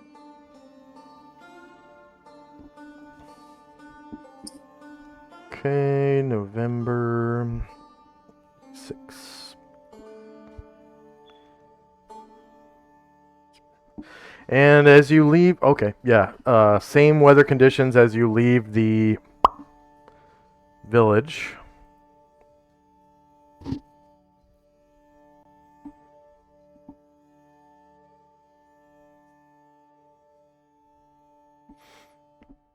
And you can see far off in the distance to the east is what you now know as the Deep Blue Sea. And far off to the north, you can see what appears to be a port town. You could assume is Shidehai. North of you in the Anda Hills, as you know. And as you now know, there is a river called the Kaijono River that is flowing into the city from the west.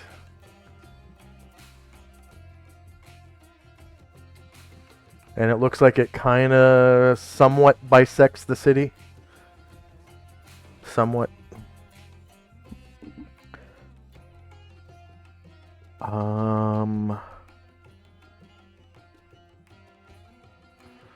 Okay.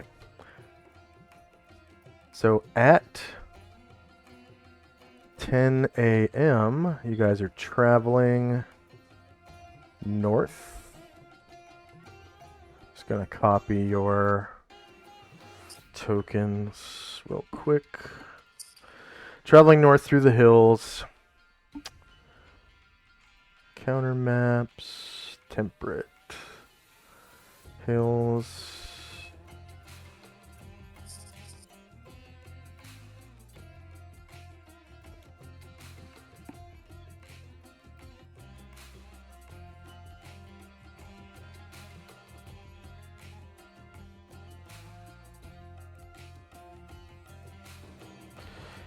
Let's see.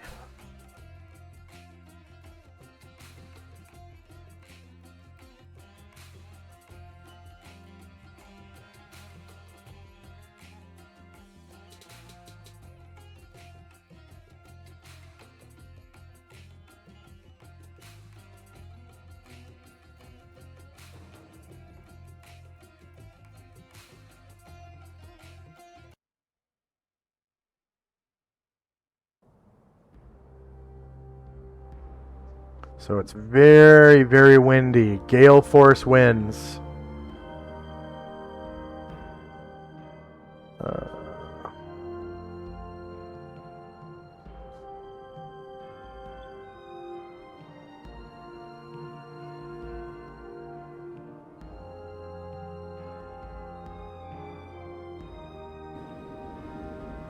And there seems to be a creek flowing through this part of the hills in between some knolls.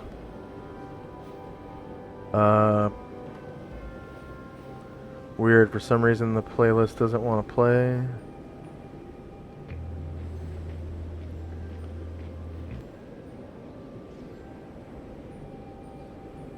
Oh, shoot, okay.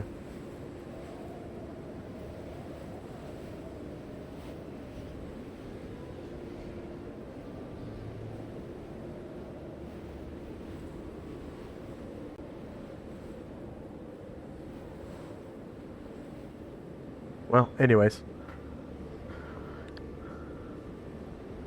It is approximately 10 a.m., so daylight will be on.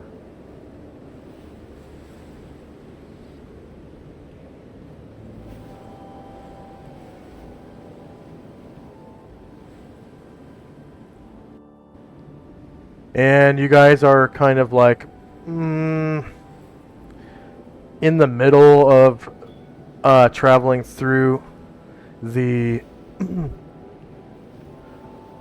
creek.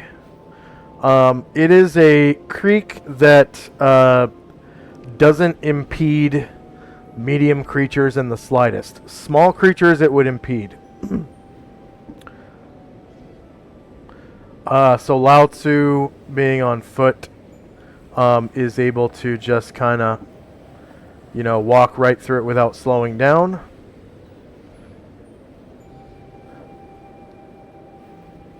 And we have the ninjas with us too, right? We left with them. you brought ninjas with you? I see what you're saying, yeah.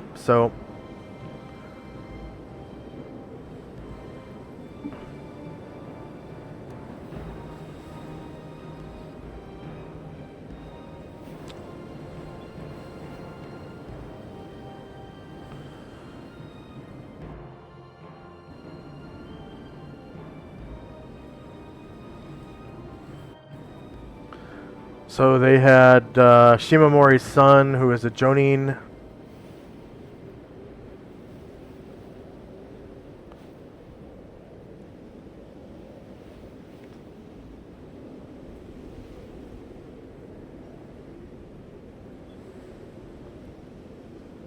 And then they brought 5 tuning,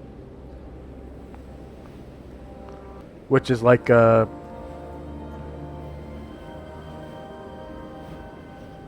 captain.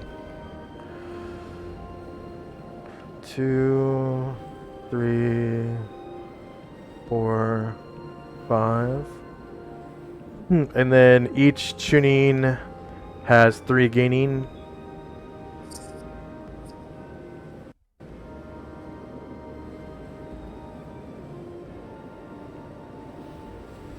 Oh no, I'm sorry. A tuning would be like a lieutenant. Yeah.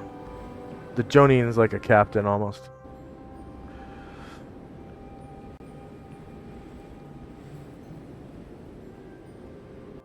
Two, 3.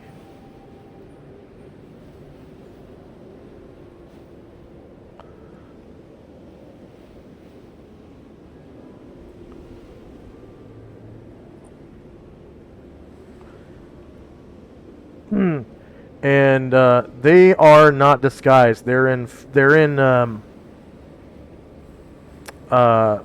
forest camo.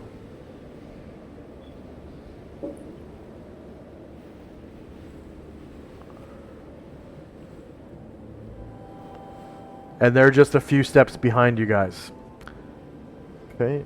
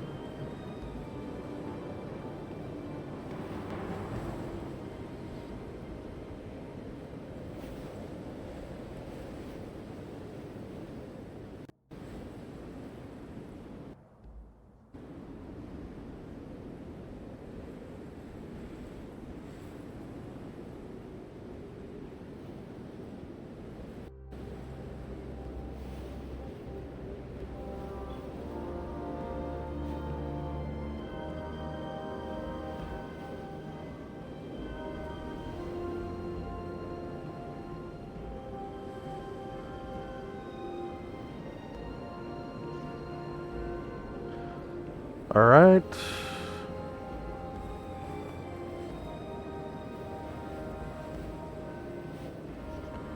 See, enemies modifier surprise the party. Will be +0. Party modifier surprise the enemy is going to be +3, so essentially impossible to surprise them because you guys number in over 30.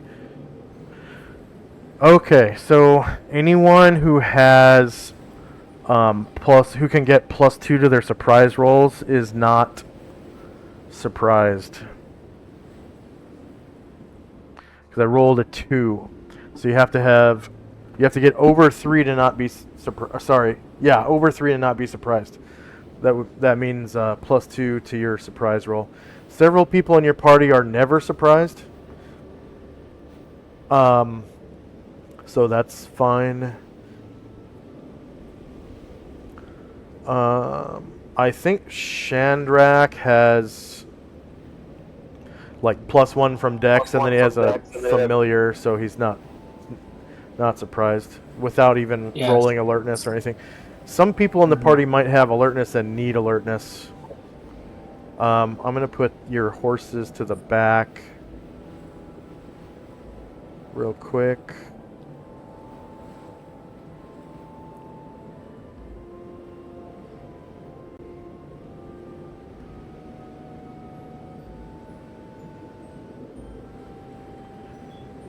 And back. Is Sunrise a pack animal? Yes. Okay.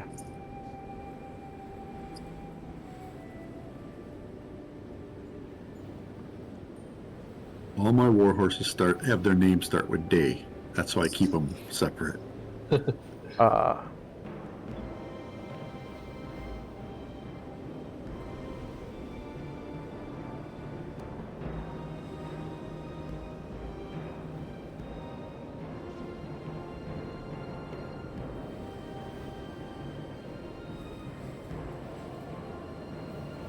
And then you said a +2 or better? Yes. Okay, so no one in my party is surprised. Okay. Yeah. And for the the person in my party that's surprised is Chayai. Okay. And then I believe all the ninja are surprised except for maybe 1 or 2. Let's see.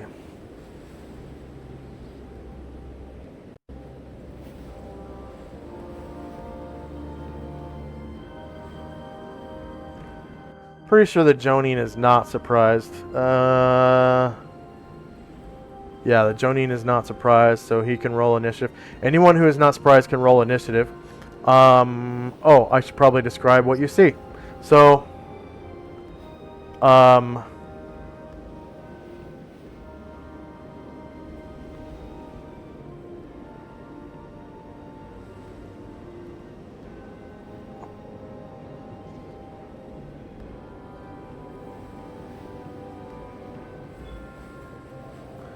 immediately behind you guys, about 4 squares, are 2 raccoon dogs that come up to harass the ninja. And they look, I don't know if you're able to see this.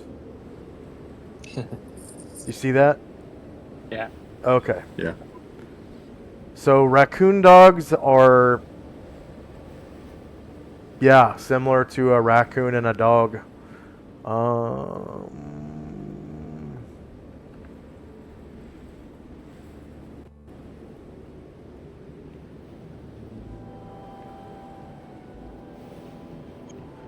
The common raccoon dog, also called the Chinese or Asian raccoon dog, is to distinguish it from the Japanese raccoon dog. So this would be a Japanese raccoon dog. It's a heavy-set fox-like canid, so very similar to a fox. But it has raccoon-like markings. The closest relatives of the common raccoon dogs are the true foxes, not the raccoon. So they're more closely related to a true fox. They are a canid like the true fox, but they're not a fox. They're kind of somewhere parallel to a fox. And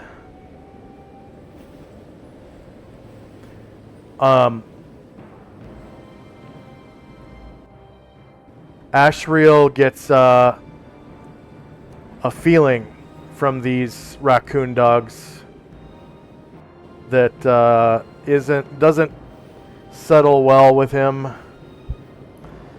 He knows that they are evil.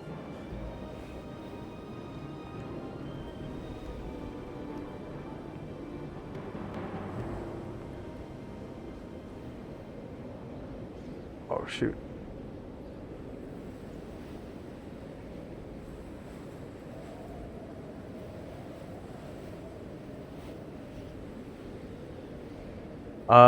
They are size small.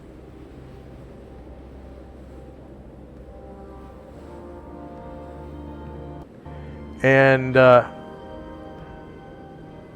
it seems like they just kind of popped out of this bush over here. Just south of the ninja, because they move a little slow. Just a little bit.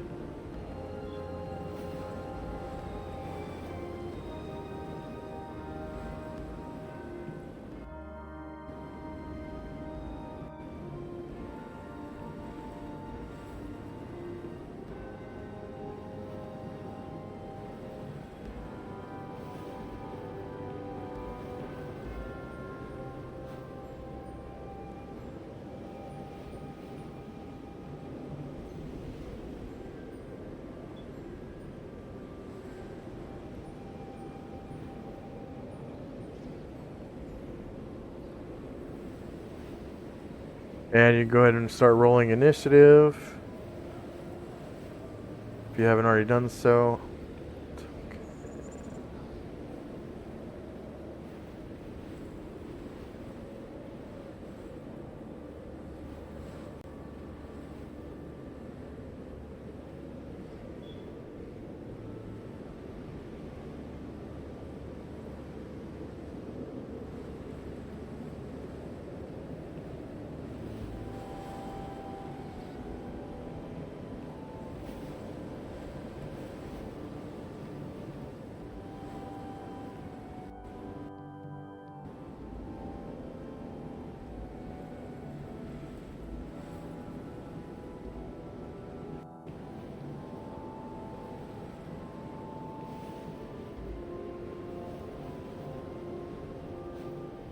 Tenzi, you know these creatures from legends and stuff that you heard while you were training in Mingdao.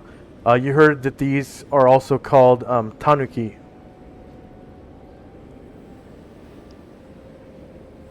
Like Tanuki Mario.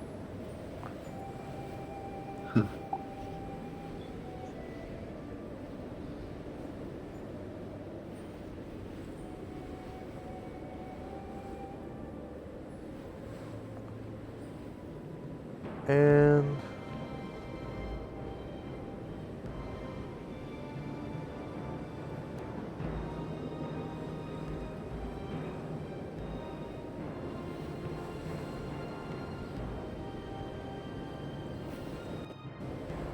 there they are. What the hell? I just turned them around.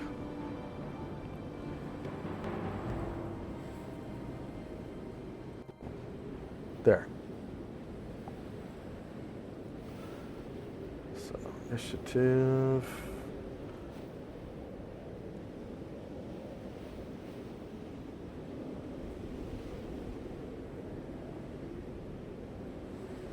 And this Nozira is going to draw his Ninja Toe.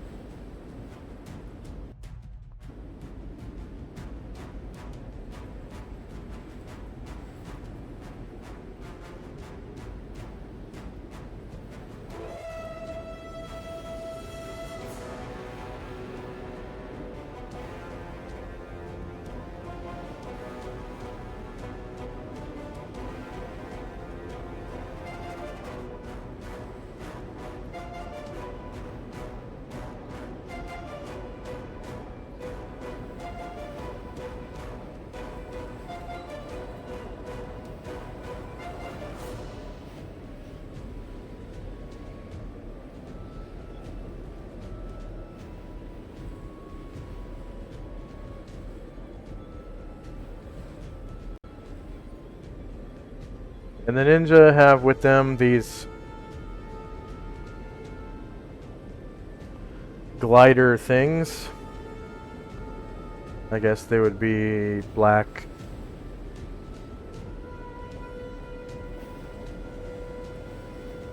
Or at least a darker color than they are.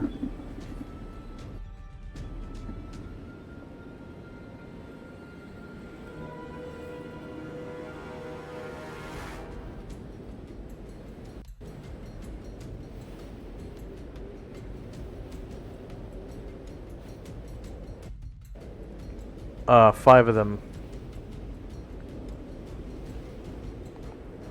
that they're carrying overhead. And long lengths of rope.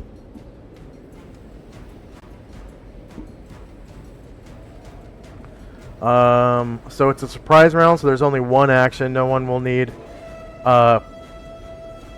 multiple attacks for now. So time now is 10 a.m. November 26, 11 AE 5. It's a gale force winds day, so no flight. I think not even large creatures on Gale Force Wednesday. Alright. So first up, one of the raccoon dogs runs up and bites the shit out of this Gaining's butt. Jumps up and he's like, "Something bit me!"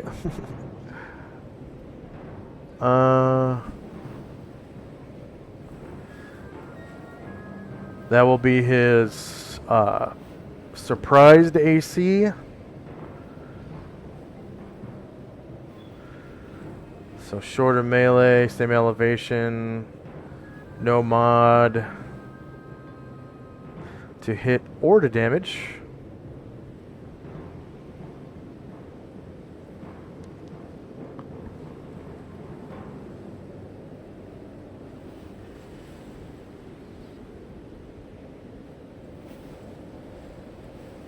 Alright, so surprise AC 7 versus 8 barely hits, causing 3 damage to this Gainin.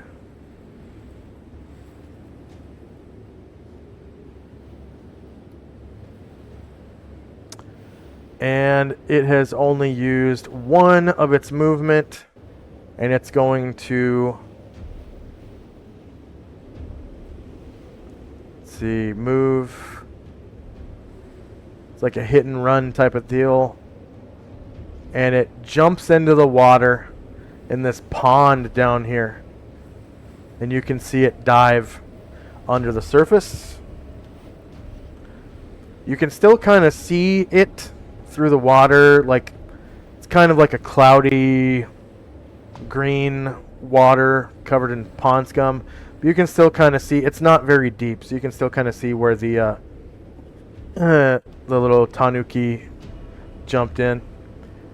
This other one is going to attack the same target.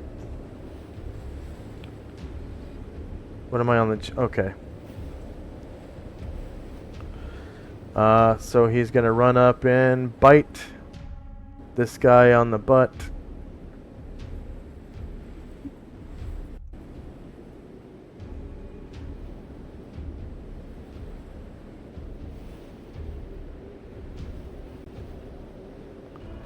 He's like, ow, my ass. Shorter melee, same elevation, no mod. And no mod. And of course it is surprised AC again. So 12 versus 8 is a miss. And having only used one square of movement, it jumps into the water and dives down underneath. You can kind of see where it's at, though. Next up is Shandrak. Shandrak will. I can just get him and the horse and no one else. There we go. He will try to ride down.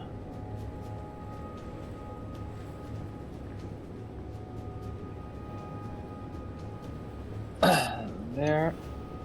And then try to slip off his horse.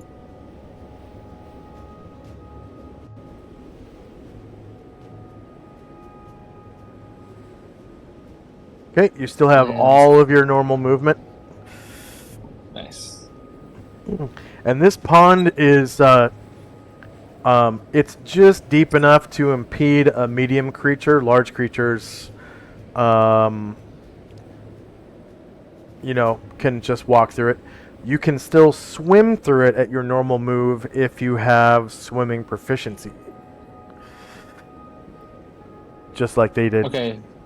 Okay, so it's deep enough that I'd have to swim in it a little bit or wade in it.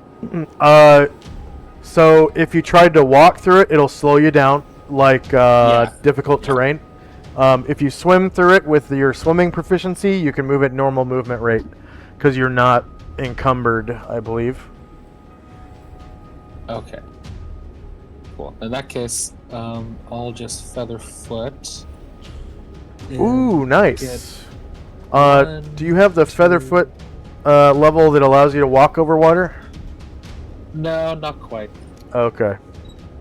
But I got enough distance to looks like only 2 or 3 squares of water, and it's got enough movement to get up to this Tanuki. Okay, so let me roll that check for you.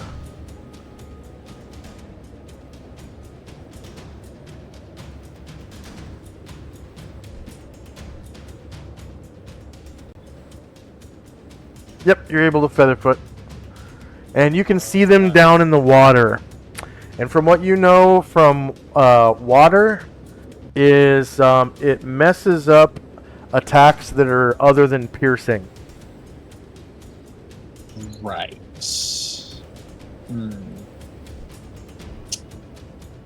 Okay.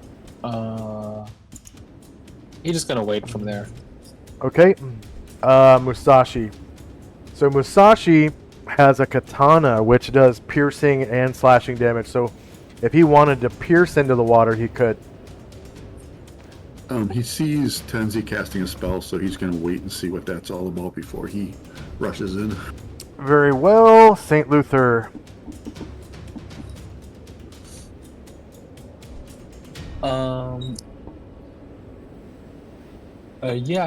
Seeing the spells being cast, Luther will wait now. And Moen. Same. Erdrin. Same. Ryer. Same. Ashriel. Ashriel is just going to ride his horse towards the enemy.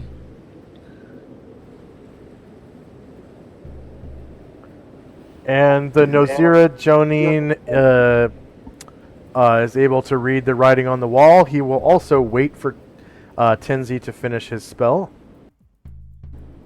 So next up is Tenzi. Blade Barrier. Blade Barrier. So I'm going to have it start above the water and have it be like horizontal, like in a sawmill kind of thing, Nice. and go right into the water. Yep. Pretty sure the spell description says you can do that. Yep. It could be either way. I'll have to redo it and do the long version if you want to see that. That's okay. I think I remember it. Yeah. So we have spell AoEs, priest. What is it? Level 5? Level 6. 6. Blade Barrier. Seeing Tenzi casting now when I didn't before, can Shadrach just take his ring off so Tenzi can see him? Well, like I said, I was going to do the sawmill kind of thing, so it's just going to be on their squares Okay. all the way across. Now, I don't know where you are, so maybe that's going to be dangerous, but Yeah, I still want to just just to be sure, if I could, want to take my ring off. great. Something like right that. Like that. Yep. Okay. I believe that's 90 from him, and he has line of sight. Yeah. Okay. And the range. Find blade barrier.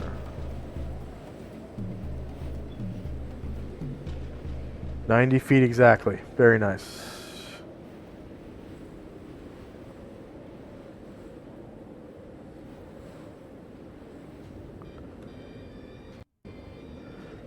Let's see. Saving throw. Targets inside the AoE at casting save versus spell to avoid damage completely. Otherwise, it's going to sting. Yeah. And I'm going to anchor this token right there. So advanced. Lock position. Okay, the one on the right.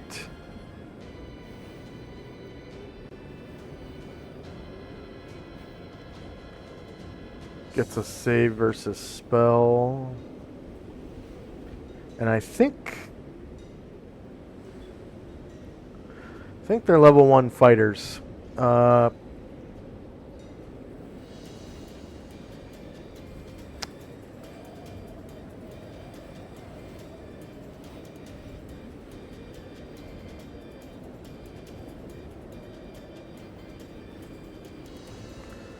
Let's see. Plus 2, minus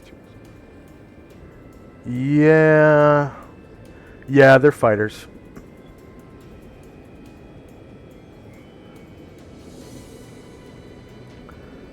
So submit. And Warrior 1. I'm just going to do this as a group save, actually.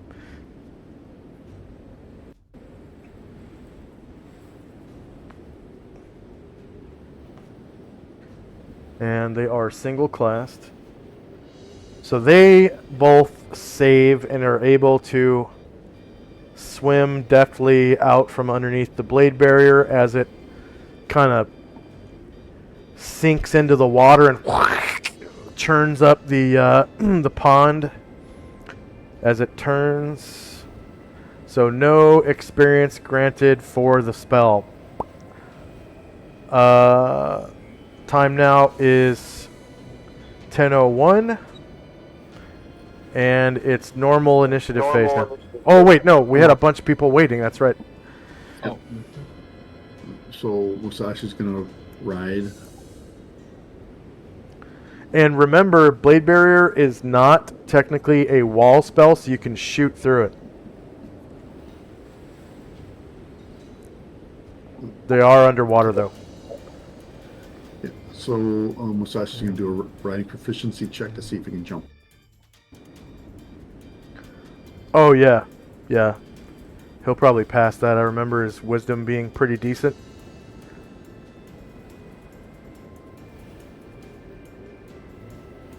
Oh, yeah. He lands on his feet and is able to make a full move and still attack. So he's going to sink in the water? Nope. So it comes up to like his waist, so he can move through it. As each square counts as basically two squares. Or if you pass a swim check, each square counts as 1. 12 gets him right there, so that's close enough. Very nice. And he's able to stab at that raccoon dog with no penalty because he's wielding a weapon that does piercing and slashing. And he gave a Kiai shout. as he leapt off his horse. Hi-ya!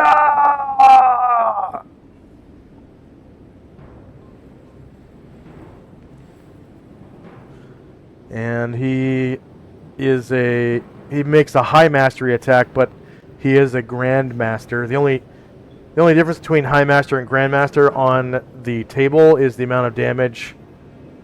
So you still use high mastery attack for a grandmaster. Amount of damage and number of attacks, actually, because grandmaster gets an extra attack per round, except for surprise rounds like this one. All right, so the Tanuki, of course, is shieldless, so -6 definitely beats AC 9. It's a 6 on the die, so it's not a crit, and it's a small creature, so you cause 18 damage, which is enough to kill him in one shot. Go ahead and describe how you do so. He leaps off his horse with the Kiai shout, rushes forward, kind of wades through the water, and just stabs down at its head and gets one of those right in its eye with the little round circle around it. It's almost like a target. Right into it.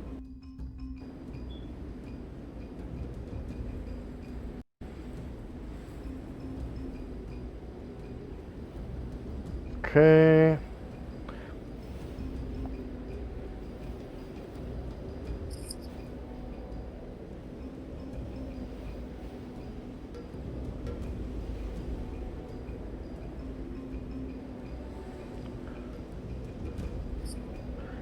And as he dies,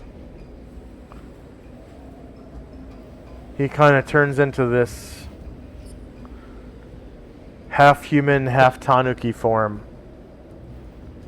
and just eats it. Floats to the surface, doesn't move.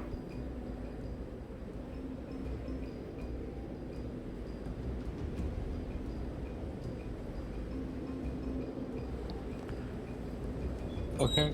Ryer will go next. He was waiting. So he'll ride up to there. And then try to get off his horse.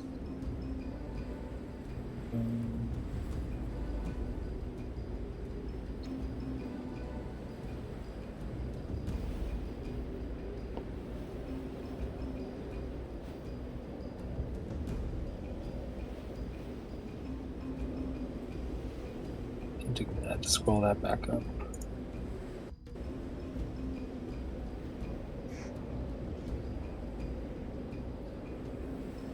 Ow.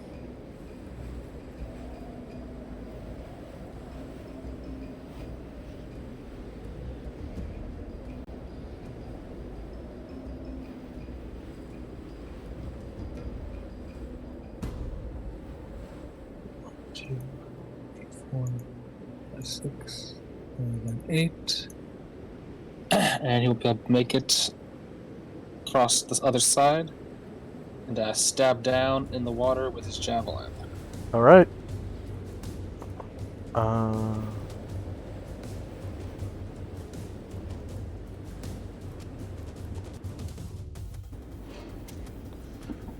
Okay.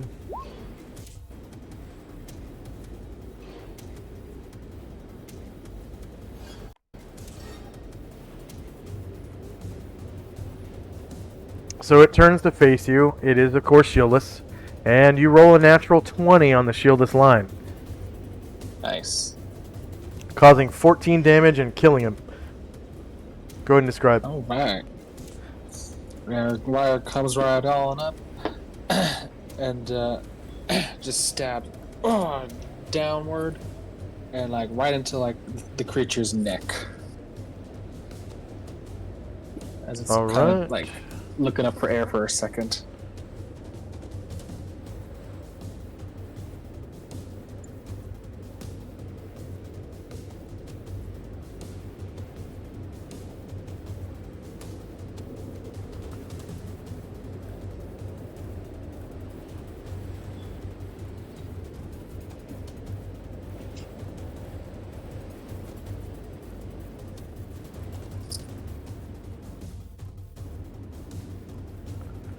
Okay.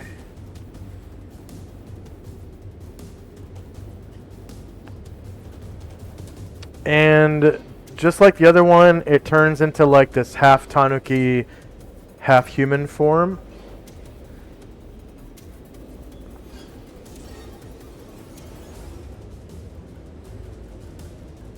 And they are level 1 fighters, but I'm going to give them an extra hit die because they have the ability to obviously change form. So they will count as... I guess 1 plus 1 to 2 hit dice, so they're worth 35 points each.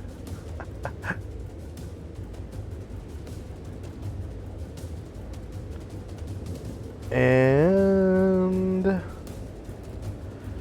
so 2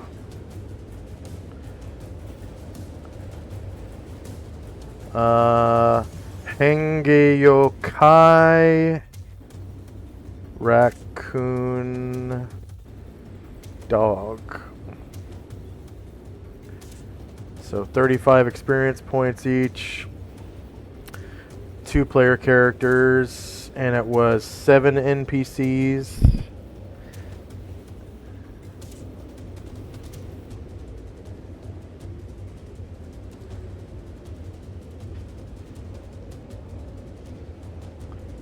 And 2 creatures were defeated.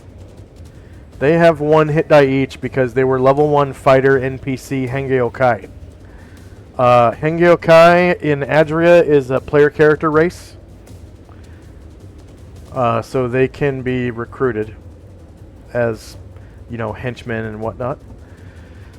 Number of warriors and bards in the party. Let's see. We got so Ryer is a warrior now. And you got the samurai. You got the berserker. You got the paladin. Yeah. So is it just 4? So 4 makes it so that there's no hit dice bonus because there's more warriors than hit dice.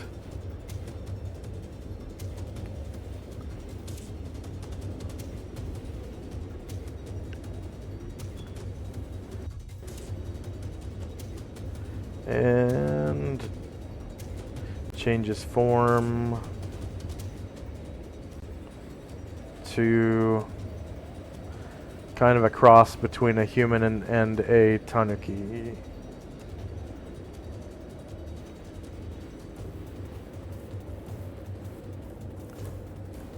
And is of course dead.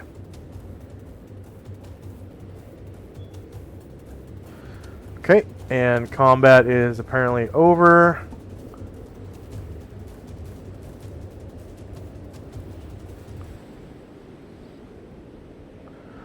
And the wind blows and howls. Gale force winds.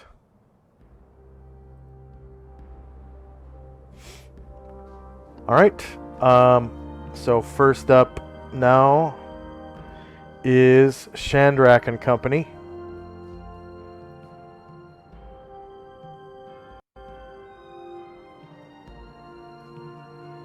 Okay.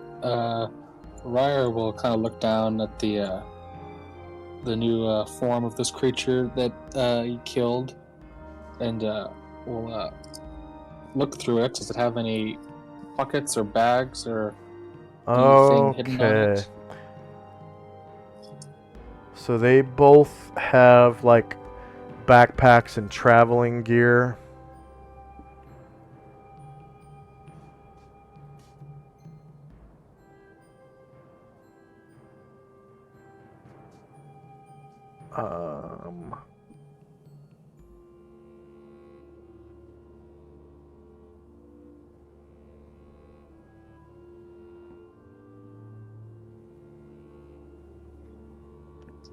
See, they both have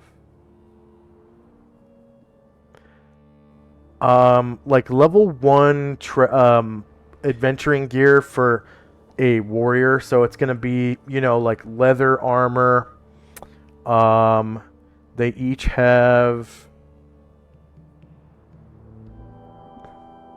a mundane-looking wakizashi.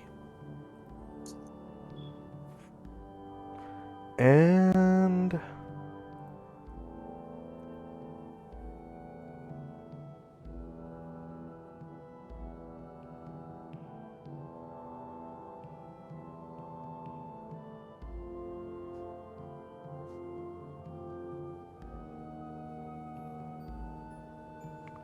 it's taking a while for my macro to roll.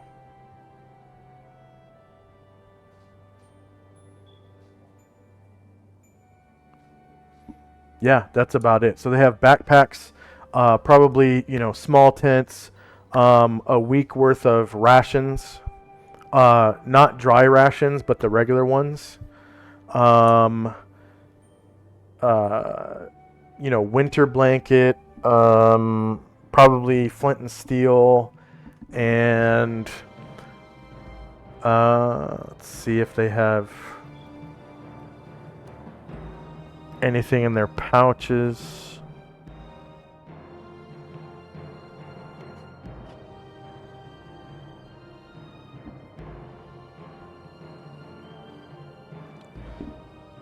They each have 2 platinum and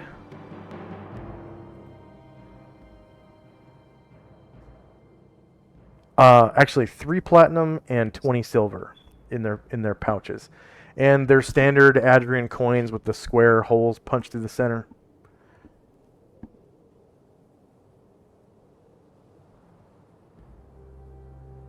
So 3 platinum each and 20 silver each. And that's about it. Just traveling gear and like a little pittance of money. Okay. Yeah, Ryer will. You said they each had a week's worth of rations? Yeah. Regular rations, not dry rations or. Yeah, Ryer will take. He'll take the money and the rations. Okay. So they're probably like some hard, dry meat, and maybe like some dried seaweed, and pocket soup, and you know that soup leather stuff. And like maybe some like dried like apple slices. Yeah, something like that. Some kind of tasty candy like stuff inside these rations. And maybe even some like sticky rice. Sure. Sticky rice. Okay, anything else for Shandrak and company? Yeah, Ryer will kick those out and head back to the party. And they were killed while they were, or sorry, they turned while they were dead, so they had already floated to the surface. So we'll say that their gear is like not waterlogged or anything. Mm-hmm. You were able to So, catch them in time. Cool. Yeah, so he'll get those, and then Shandrak and Ryer will start to head back to the group.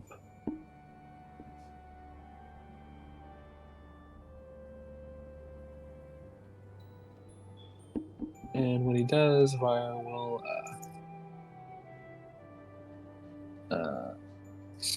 he'll say, "Look what I got," and give each of Shandrak and Tenzi 3 plat and 20 silver pieces. All right. And then Tenzi and company.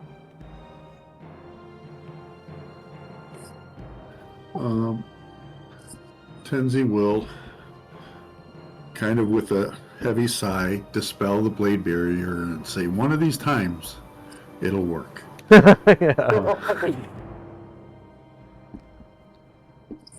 and then the rest of my guys will get back into formation and get ready to leave.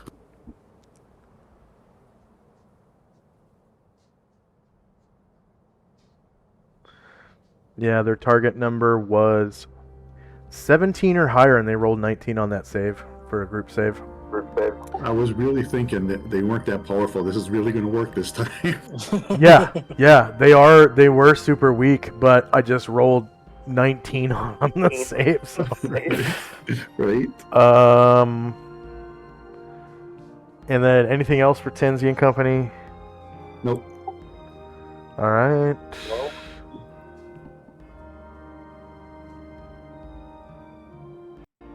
And end of round. Anything else you guys want to do before taking off? Nope. I think best to continue with the infiltration. Okay, I'm just gonna copy these ninja tokens real quick and put them on your order of march because I don't want to drop those again ever.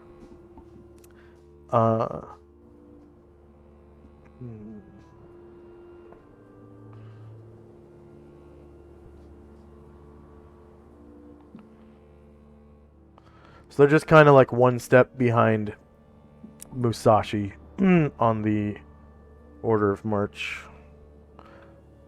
Not the square after him, but the second square after him.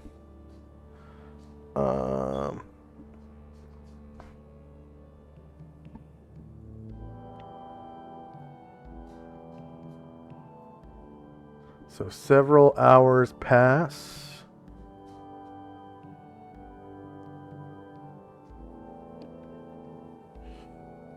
Number 26. Okay.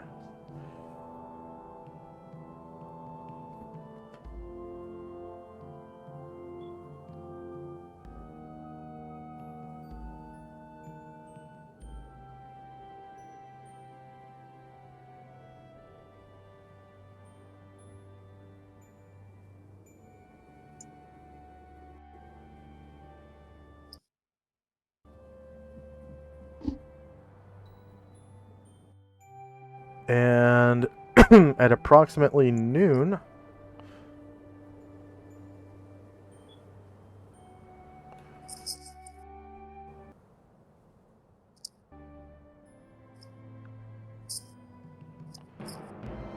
let's see.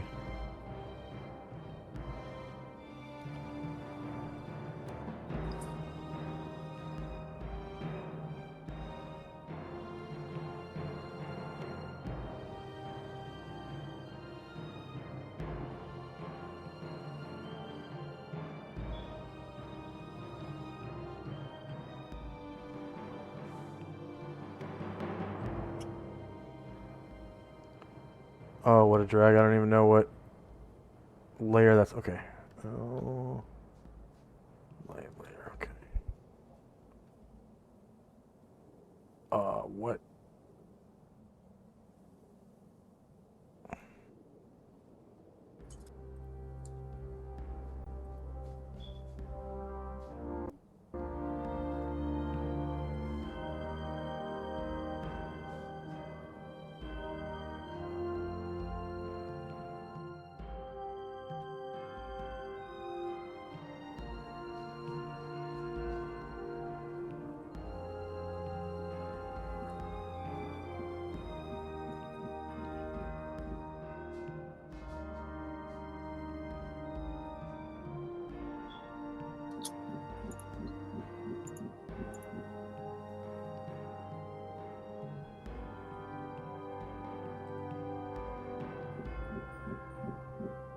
I have to fix the trees. You guys put trees, or you knock the monster knocked down some trees. That's what it was. The King Kong last time you guys were on this map. So LM good and delete that. Delete that. Couple of fireballs.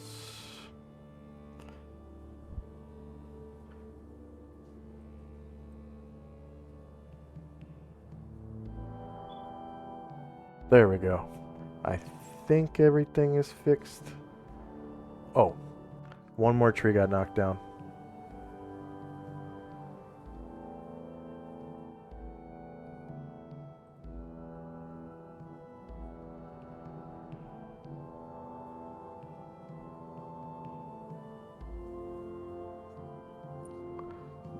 So approximately noon. So I'm gonna make sure that the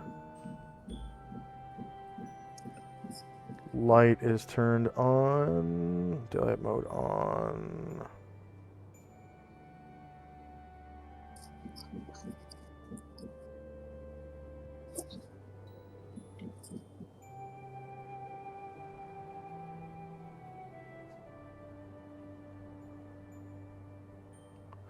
Okay, so you guys are headed north. There's another stream here. Let me put you guys on this map.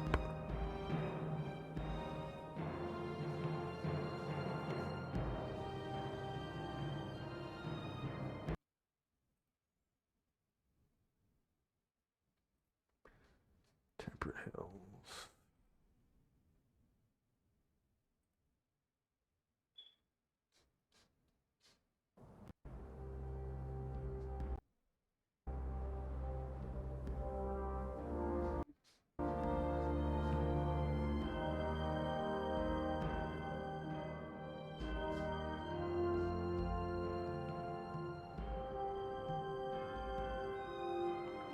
All right.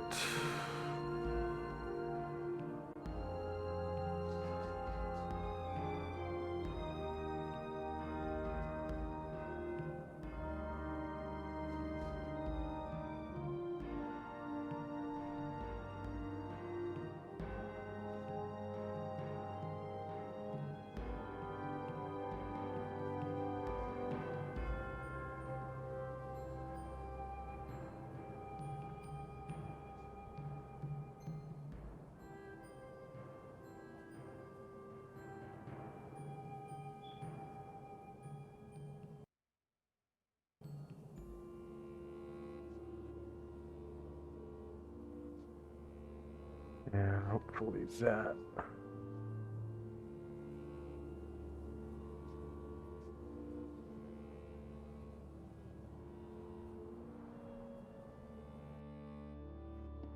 Okay.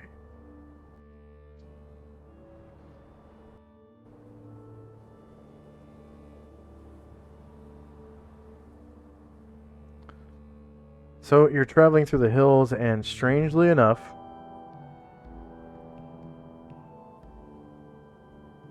you find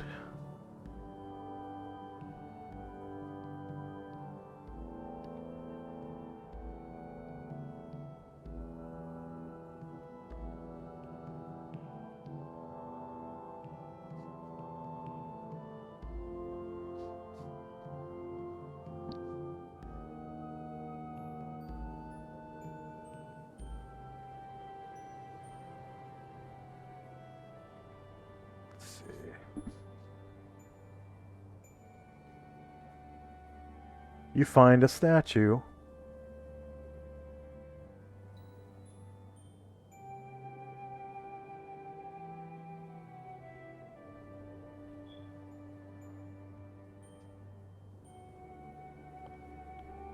of a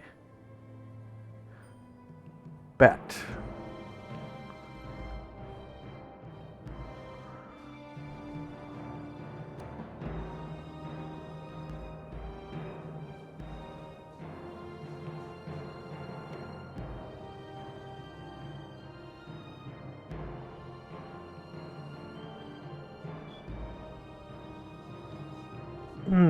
So no surprise.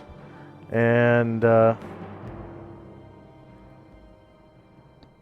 it is... Oh.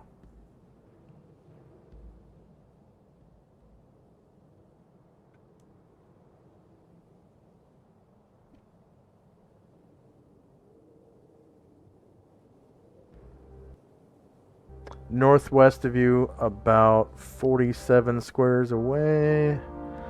So that would be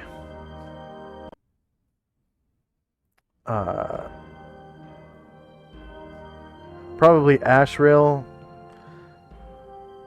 can see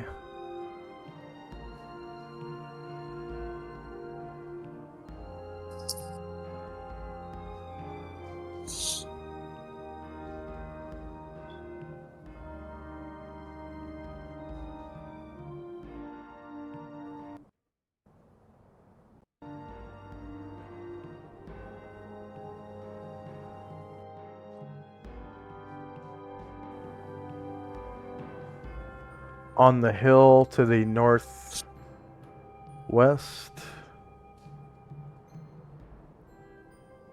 He spots this little bitty bat statue.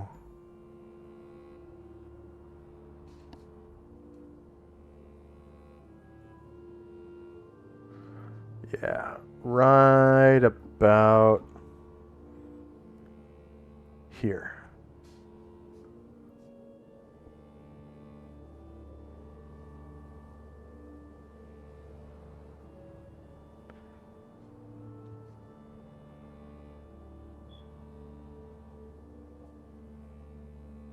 So, time now is... go ahead and roll, I guess, medium creature initiative for your PCs.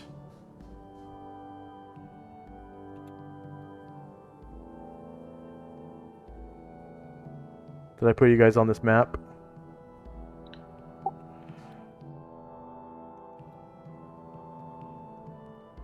Yeah, just a sec.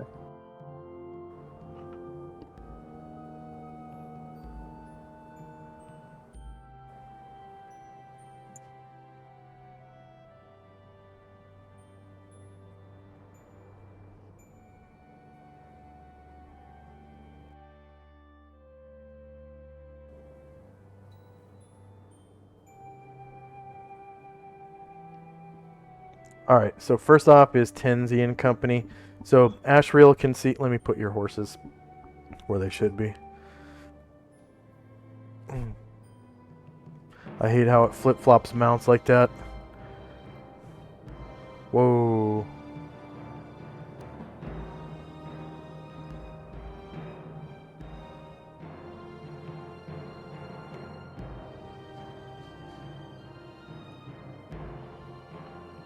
Seat back.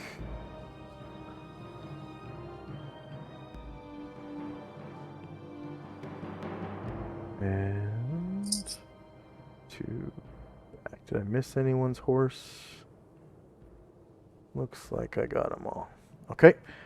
Yeah, first up is Tenzi and Company, and Ashrail sees this statue of a bat way off 47 squares away on top of this hill to the northwest. Way the hell up here.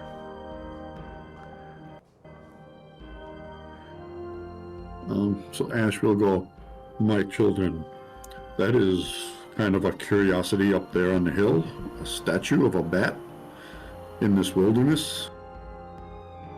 We are close to the capital.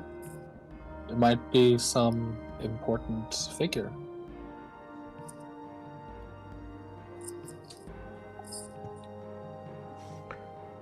So it looks like it's outside of your radius to sense evil intent. Yeah, so we'll just continue riding, kind of getting closer.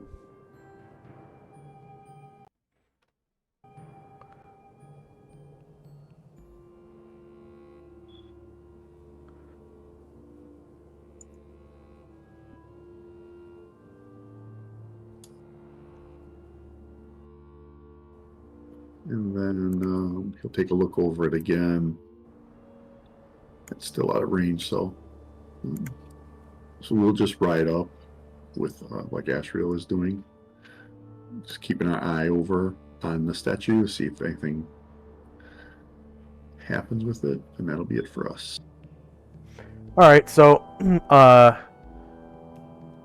as you guys ride, like it kind of passes, or like you pass by where it's behind a tree from your like point of view, and as you come out to the other side, you swear it moved.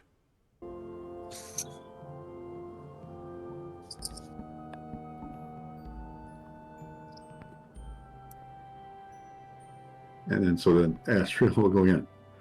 My children, that is peculiar. I thought I saw it move. Keep a close eye on that.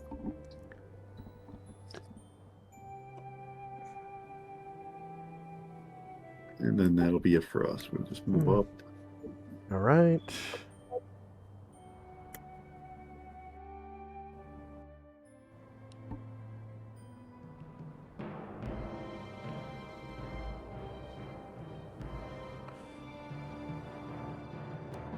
Next up is the Nozira Ninja, and they are going to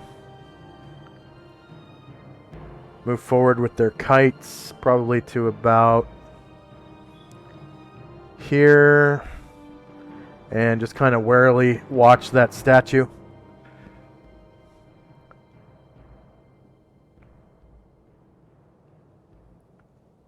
And Shandrak and company.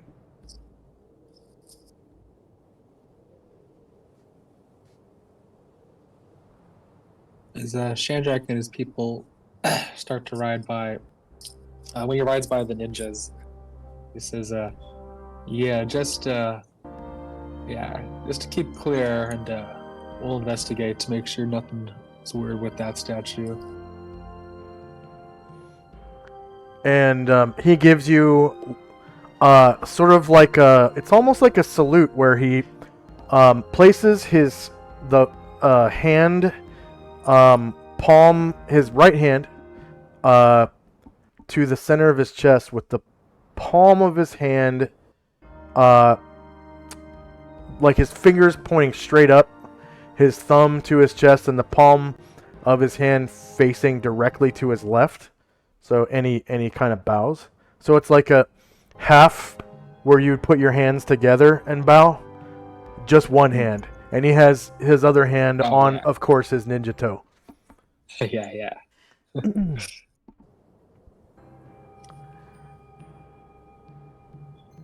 And that's all for me. Just riding up the hill a bit, and that's all. All right, time now is 12:01 p.m. And Tenzi, your group can see that the bat statue definitely is moving now.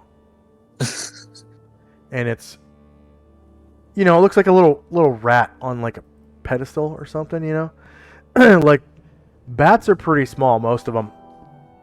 A lot of people confuse bats for moths. They're so small.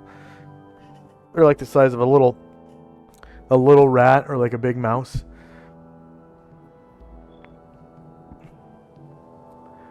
And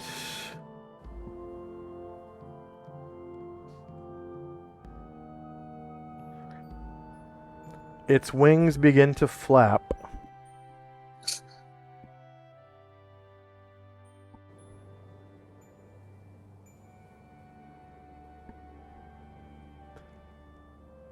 And it flies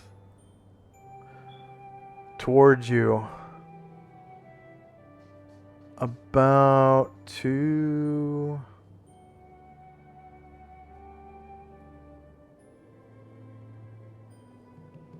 here, and it begins shrieking violently like a Keese from a Zelda game or something. Oh, jeez. Yeah.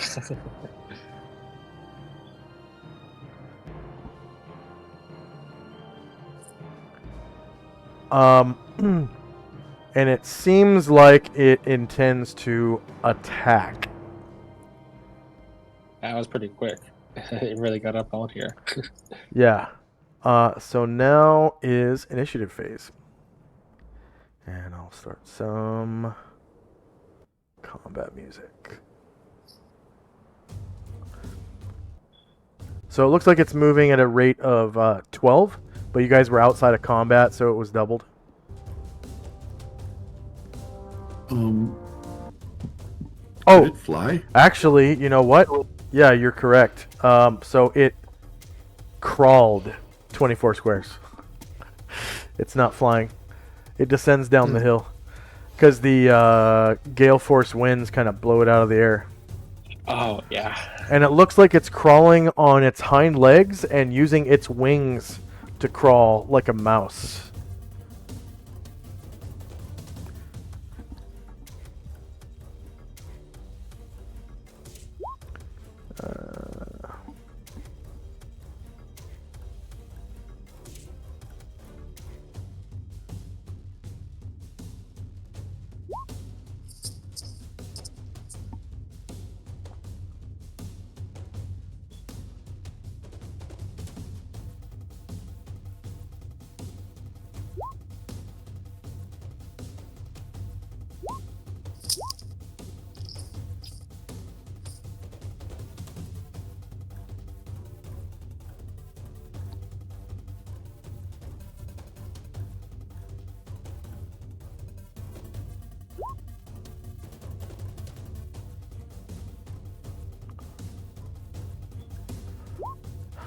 Okay, so I put all of the Nozira Ninja on the turn order tracker, but I'm just gonna roll like group initiative for them, so they'll go on the Jonin's initiative, but they're gonna be on the tracker as zeros, just so I know that I've moved each one, I guess.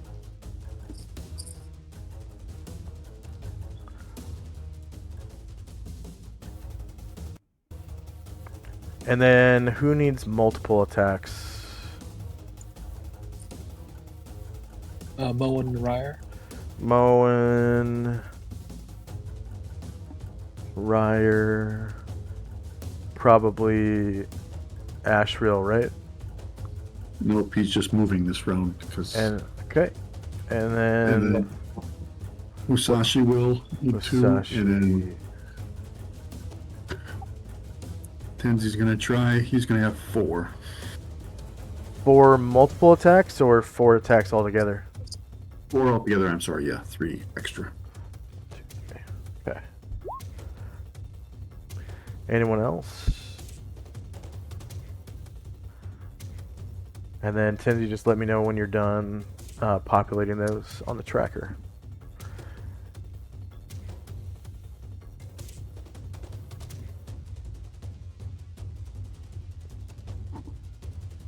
So all those ninja draw their toes. Ninja toe.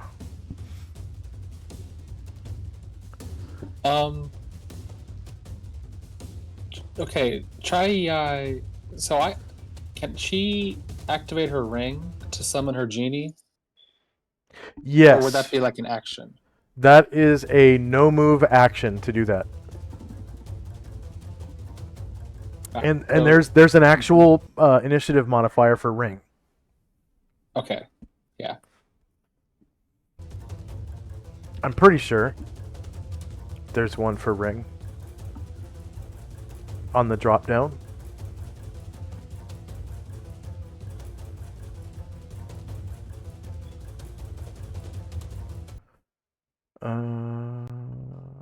Spell ability potion. Oh, miscellaneous magic item, I guess. Yeah, miscellaneous magic item. I'm done with all mine. Okay.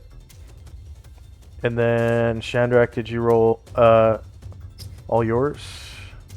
Yeah, that should be good. Okay, here we go. I'm gonna advance the tracker to the time. So now it is 1202. Alright, and I'm gonna skip over the ninjas with zeros.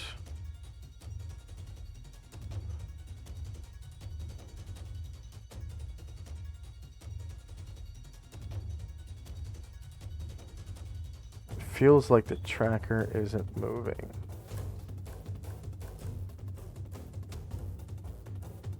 Oh, I rolled the planes too. Okay, first up is Tenzi. Tenzi will ride up to the creature.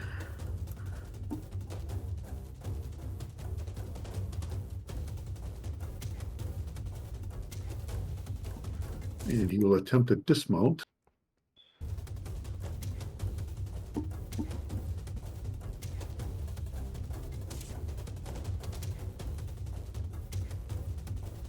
I've got to move it in my list. So he can see that it is moving really strangely, like, and he can hear stone grinding as it's crawling, and it looks like its mouth doesn't move, but it's still making noise.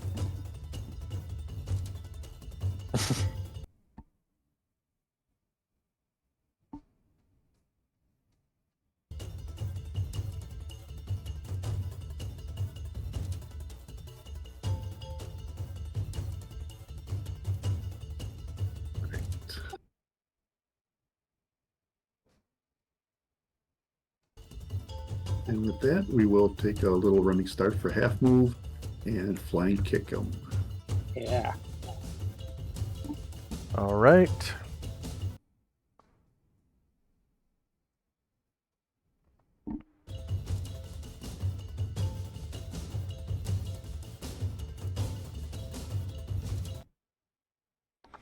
So he is definitely shieldless, and you score a confirmed crit for 39 damage, killing it in one hit. Go and describe how you do so. He rides up on his horse, leaps off, hits the ground, runs like 5 feet, and then jumps up in the air again, and with a kick right to the head, knocks it over and plants its head into the ground. And it shatters into several pieces as you kill it. And apparently combat is over.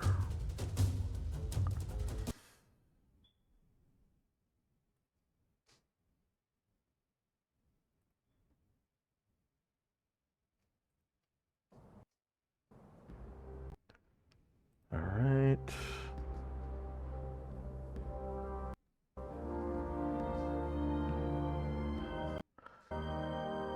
And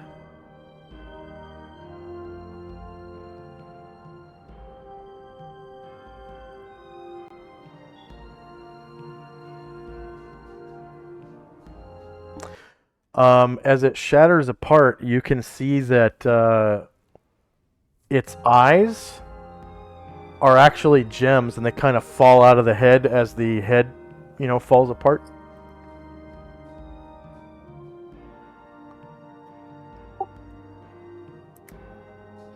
Okay.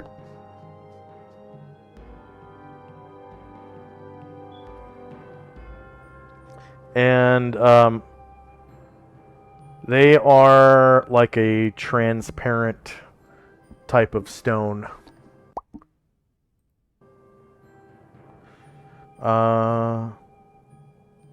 So next up is gonna be Chandrak and Company. Chandrak will ride over and whistle. That was impressive, Tenzi. You kicked that rock into a million pieces. Yeah, a couple of them are shiny. Ooh. Might want to take a look at them. I remember fighting some statues before. I was hoping to get fortunate. And Chandrak rides over and tries to appraise the stones.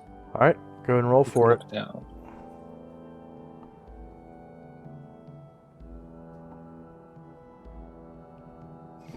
Yeah, you can tell that they are made of rock crystal. So they're like a transparent color, like quartz or something. And you wager you could fetch about 50 GP for each of them. Okay. And they were the eyes, so there's 2 of them? Yes, 2 of them. Yeah. Okay. Cool. Yeah, looks like 2 rock crystals. 1 for each of us. Look at that. And Shandrak will reach down and pick up his. And it's that same rock crystal that, grandma's wine glasses are made out of, like literal crystal. Okay. Yeah. Uh-huh. So, which I think that's quartz, if I'm not mistaken. In real life. Mm-hmm. All right. End of round. And next up is Tenzi and Company. Tenzi will reach over, pick up the other rock crystal, and then walk back to his horse, mount, and say, "Looks like we're done here. We can keep riding, and that'll be it for us." Okay.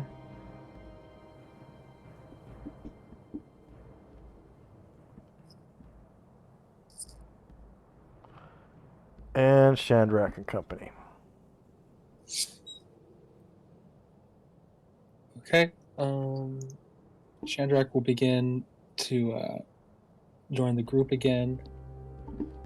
And then Chai will kind of come up to Shandrak and be like, Shandrak, dear, this ring. You said how do I work it? And Shandrak says, "Oh, just say the magic word and just rub the ring, and a genie should come out." And Shai begins to rub the ring and says the word Shandrak says.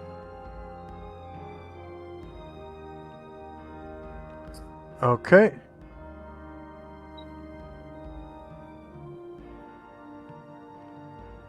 And as soon as she starts rubbing the ring, well, it's already windy. I guess there's like a kind of like the wind blows around her. Mm-hmm. For a time. Okay. And end of round. Time now is 12:04. Next up is Tenzi and Company. So you can see visibly there's like wind vortex around Chai now as she's rubbing the ring.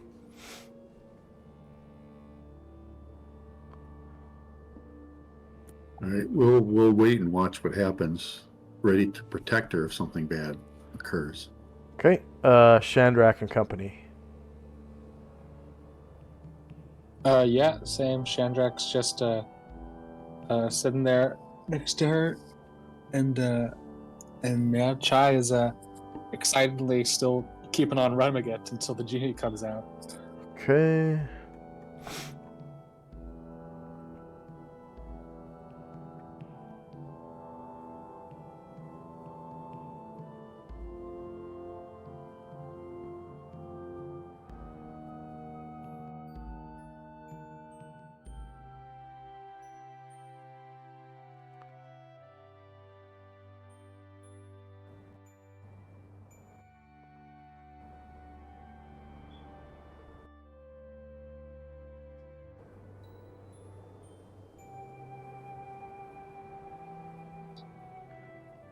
Alright, so this will be the, like, vortex of air that's around her.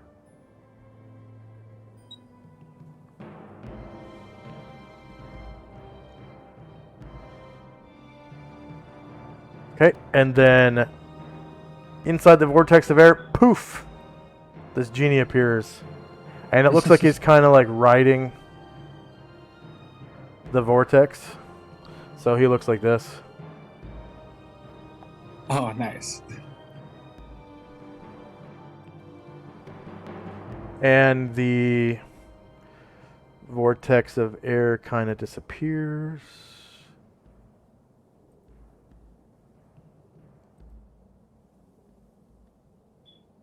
Poof. And he's just sort of like hovering over her. Let's see, they fly.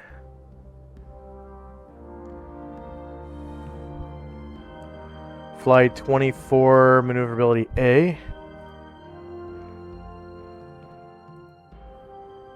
So he will be flying probably like 10 feet in the air above her head, just like right in front of her. Mm-hmm.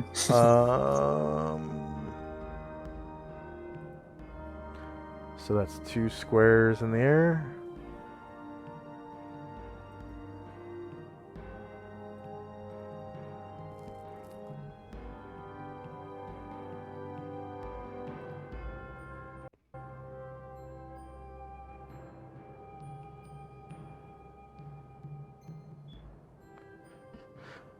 And he says to her,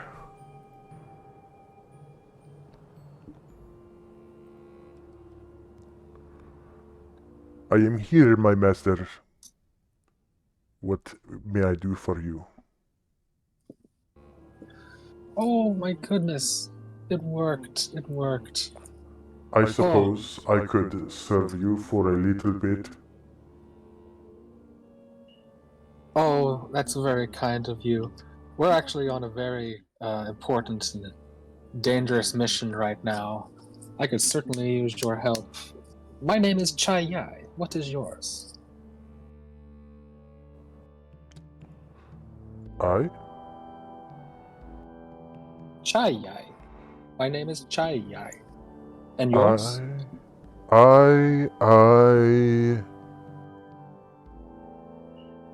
I am known as...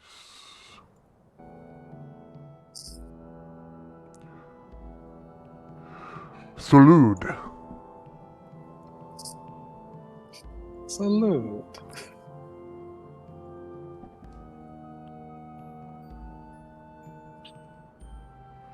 Salute. At your service.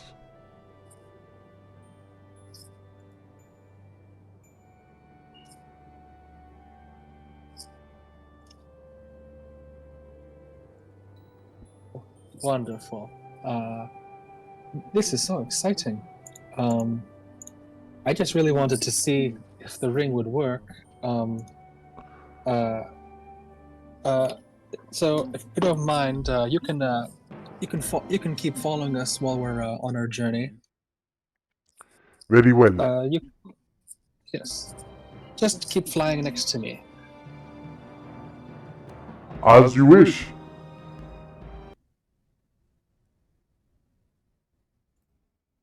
and he just kind of flies next to her.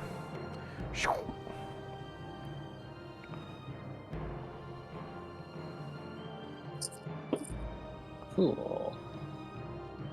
Nice. And other people will just kind of formation back up and start to get ready to leave. Okay.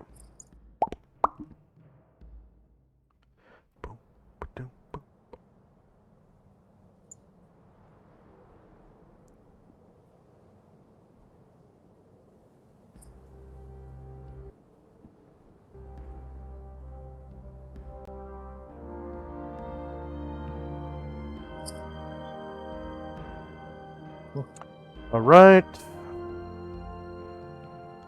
So, you now have Solynod with you. I'll add him to your order of march. Since you're not gonna, like, unsummon him or whatever, you just want him to follow you around all the time? Yeah, I Okay. would like him to follow around. Yeah. Let's see.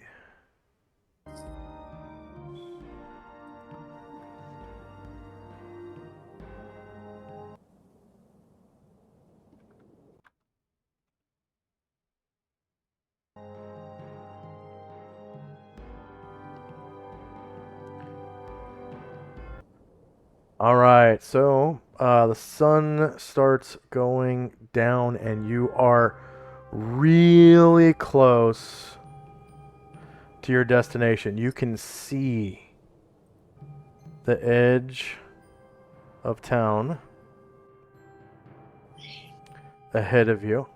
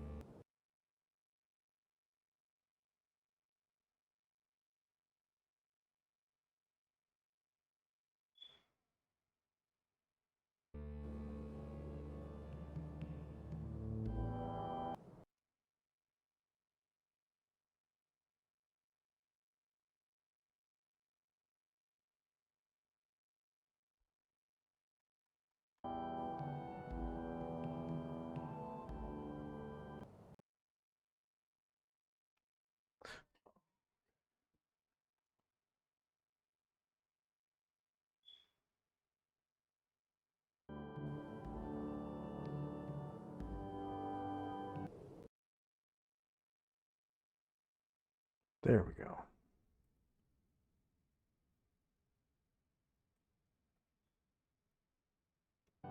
Oh, all right. Yep. Again, you feel the ground shaking.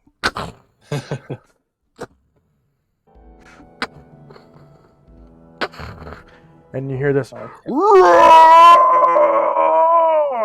And the beating of a chest and the gnashing of teeth.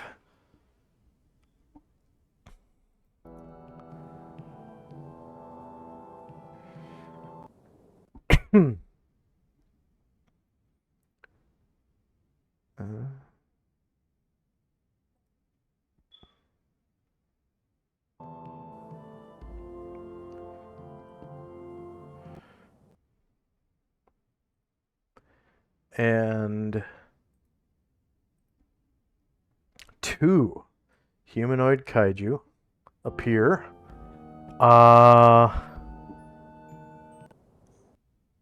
Or humanoid gargantua, that is. Let's see, encounter distance. They can't surprise you, and you can't surprise them. So it's just hills. Straight north, 36 squares. There's a pair of humanoid gargantua.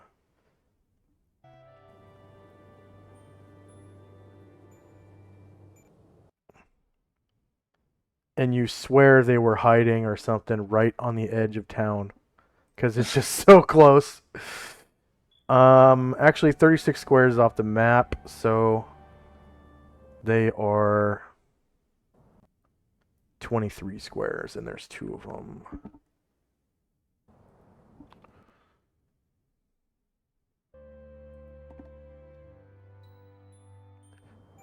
Okay. So 2 King Kongs.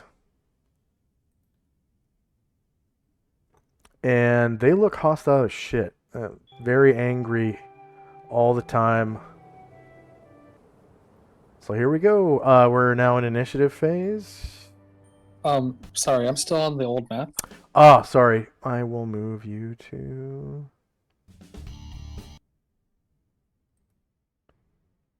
this map. And I think I have to restart my music as well.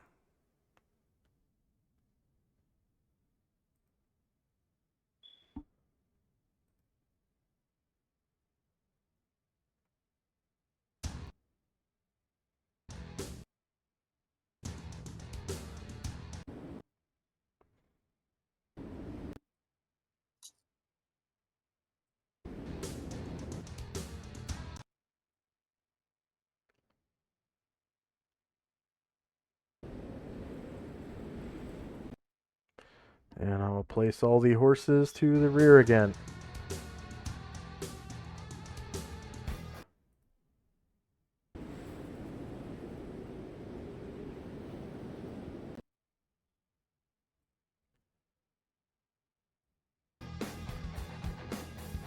And to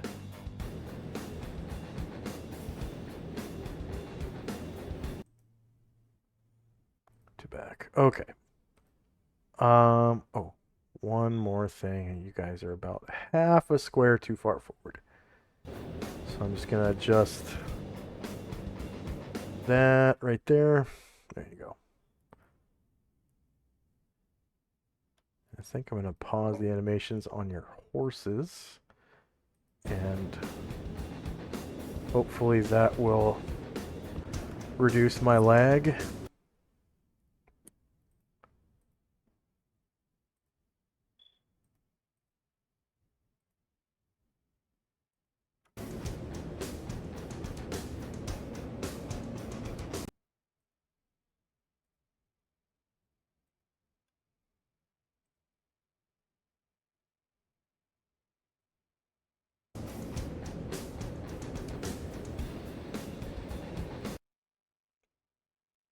And I guess I'll pause the animation on the kaiju as well.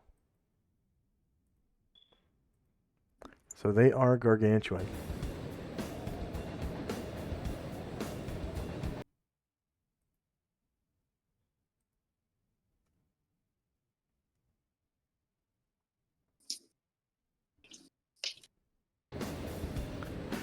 And I'm going to have all the ninja act on the Jonin's turn, so I don't have to roll initiative for a million ninja.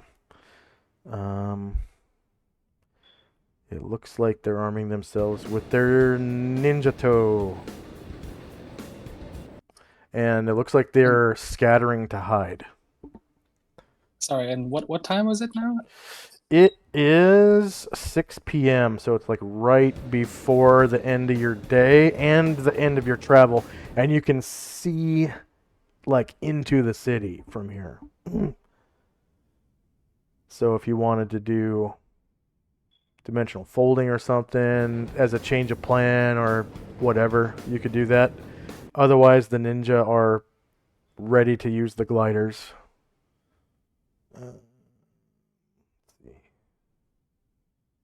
So it is 6 p.m. November 26, 11 AE 5.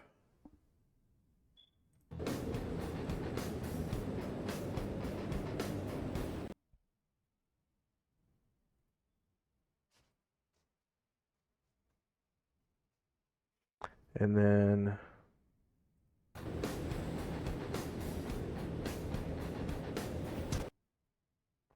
who needs guess I'll just pause all the animation and see what happens.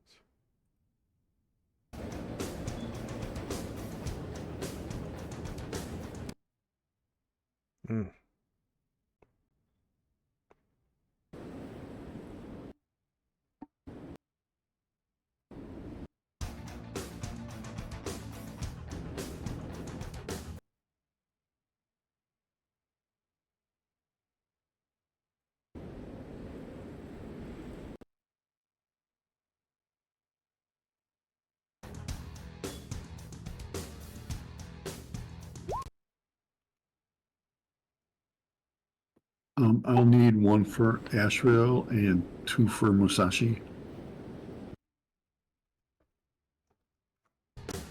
1 for Ashriel, 2 for Musashi.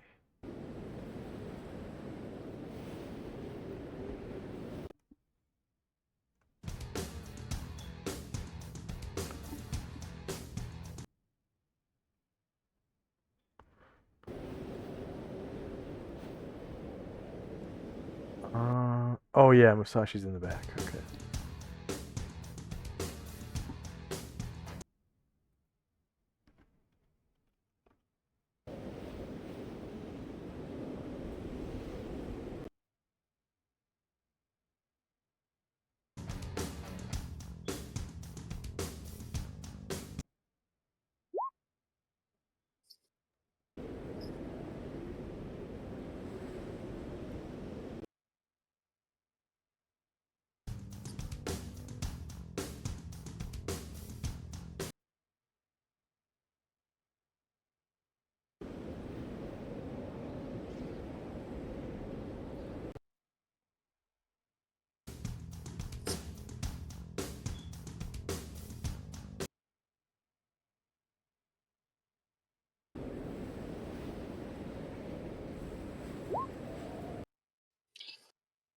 Uh, before before Chai begins casting a spell, she turns to the Lude and says, "Carry me and keep me a safe distance from those brutes."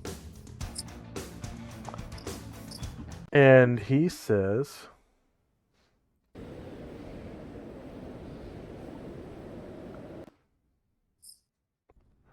Your wish is my command. And she'll begin casting a spell.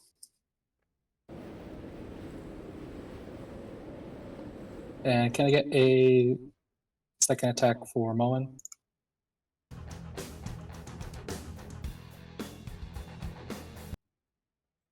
yes.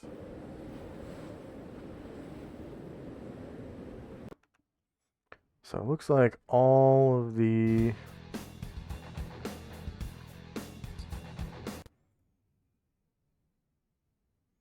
tokens can be animated because it's gonna mess up my music anyways, no matter what.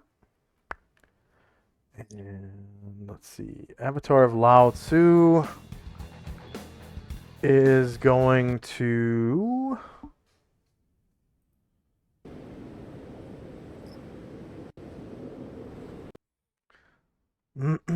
he's gonna call Phoenix, I think.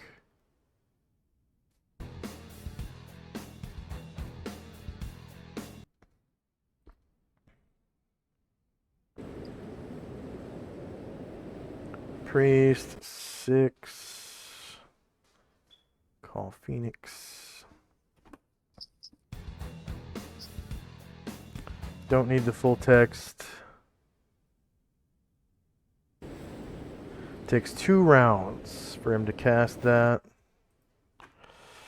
So allow to call Phoenix. +1. Add -2.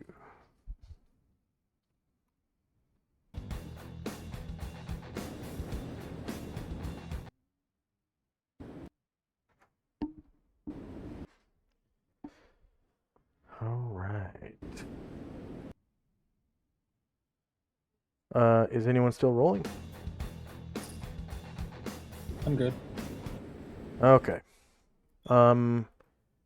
The genie is a Large creature. large creature, yeah. So large base speed.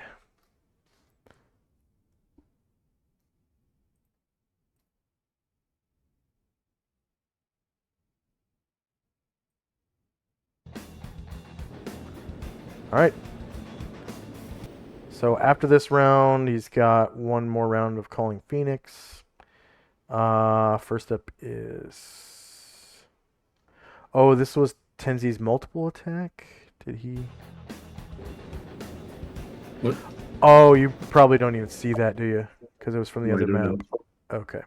Looks like first up is Musashi, actually. Musashi will ride up.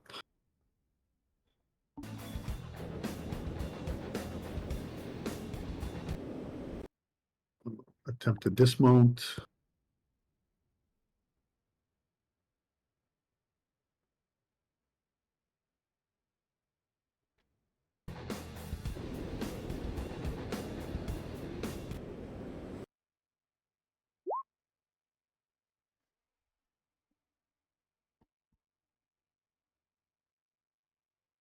Get up to here, and he'll stand guard. All right. Chandrak. Chandrak takes his staff and he will enlarge Ashriel. Okay. Chandrak and staff. Enlarge Ash. Oops.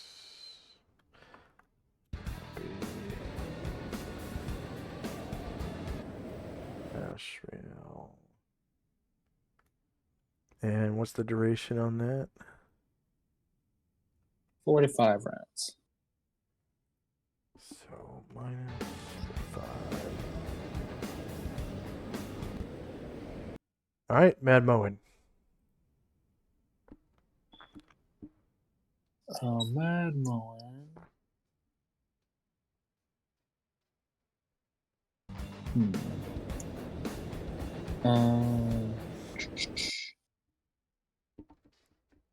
Yeah, he is just gonna wait where he's at.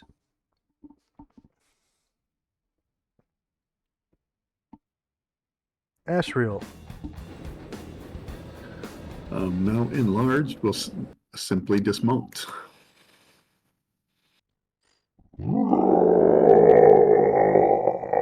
Well, if he's enlarged, if it's what's the wind right now? You said gale? Still gale force, yeah. So that no turns flying. man-sized creatures, not large-sized creatures. Oh, you might be right. Let's check. Let's see. Rules. Wind effects. Show to players. Gale. Winds in excess of 32 miles per hour drive even man-sized flying creatures from the skies and cause minor ship damage. You are correct. He can fly in a gale. Oh, okay. Well, that When changes he's things. large. Yeah. He will fly forward.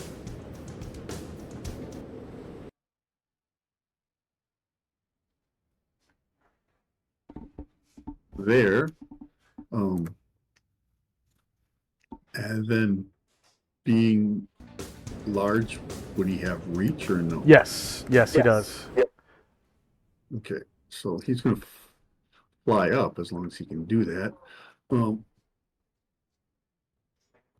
How tall are these? These are the ones that are 100 feet tall.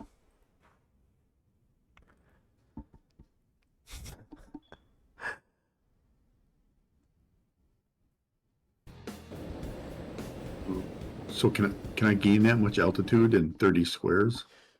So every square of altitude you gain subtracts from your ground movement.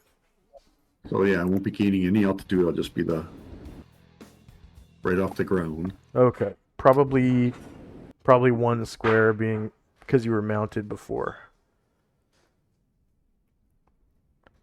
So you probably just flew straight parallel to the ground. Exactly. All right. So no higher ground.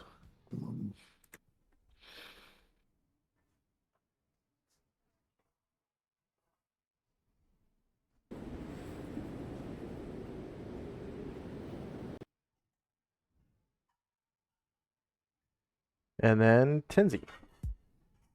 So he. Okay. Yep. They are shieldless. So -4 beats AC of 4. It's not a crit, but they're large creatures, so it looks like the only one you can reach is the one that's straight ahead of you.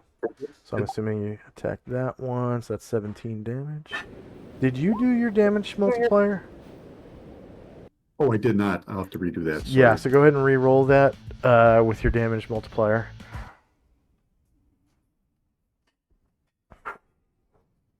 From being enlarged.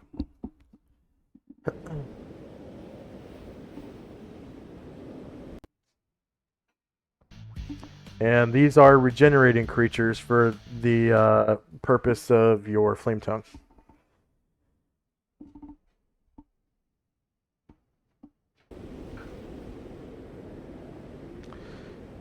Okay, so again, they are shieldless. 2 versus AC 4 is a hit. You cause 36 damage.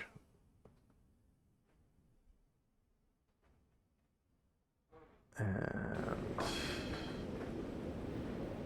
man, that's annoying because they're right on the edge of the map. I can't click on their HP circle, so I have to move them down a little bit.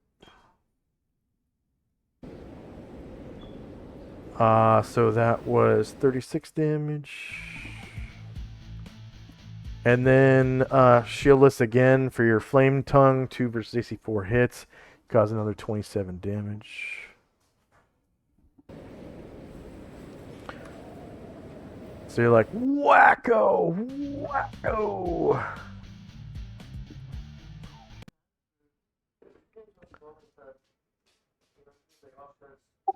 And then Tenzi.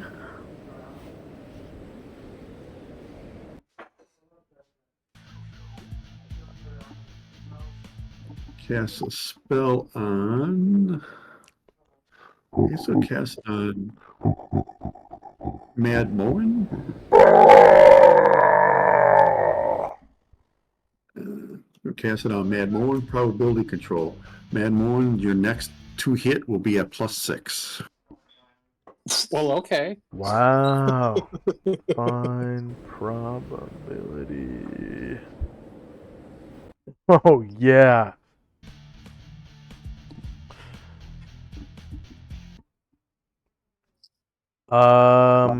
So Tenzi gets 400 points.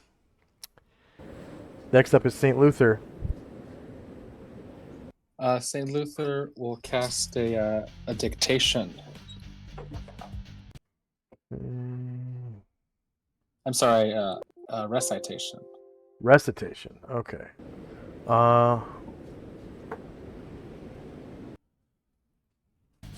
So Luther recitation. Oh yeah.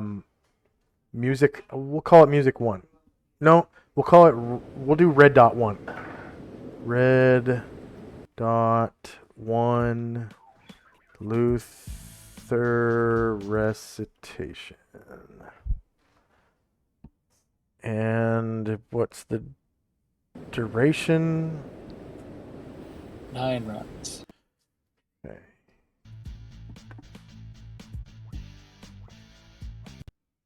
And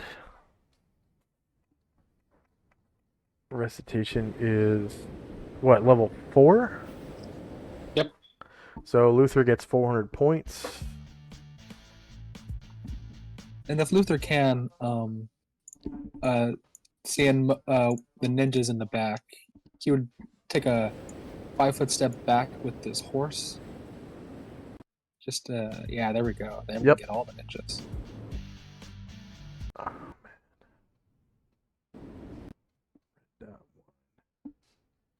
So since they're all red dot 1, I'm just gonna mark the Jonin.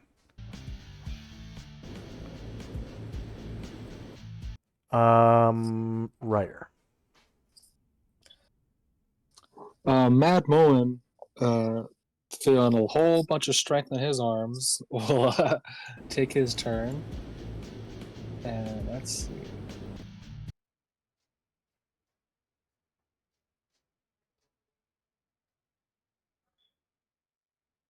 Right up close to Musashi and try to leap from the horse.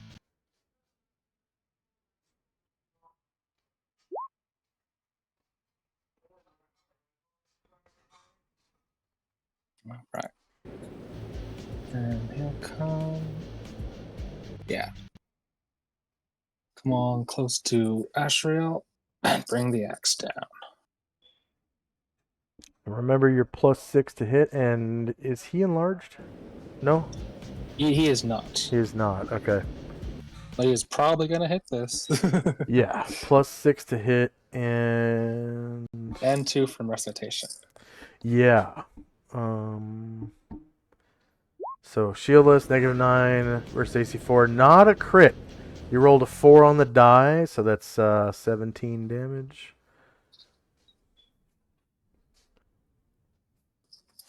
Still would have hit without the +6.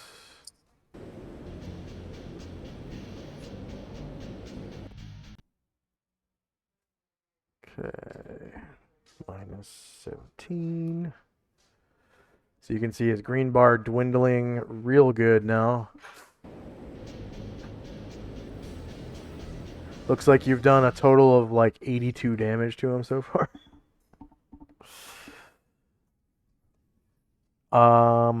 Ryer. Yep. And now he will try to do some more. Try to let loose a fireball.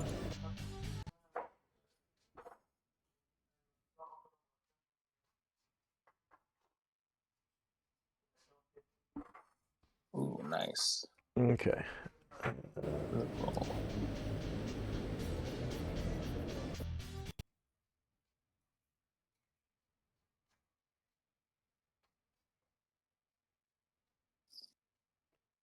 Nice.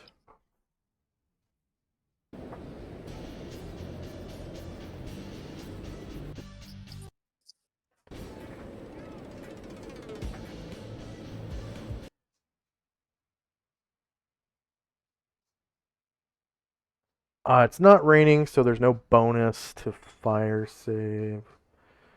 They count as Warrior 17 plus.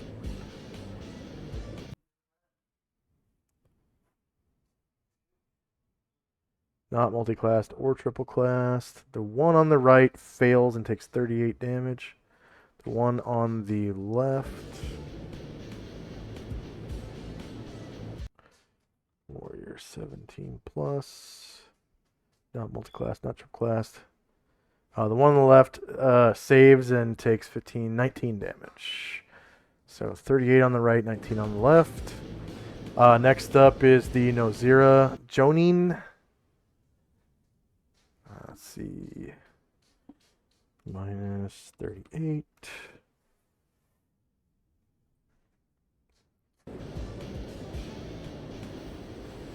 -19.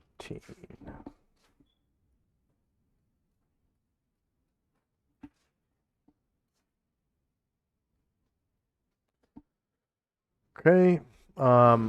So all the ninja.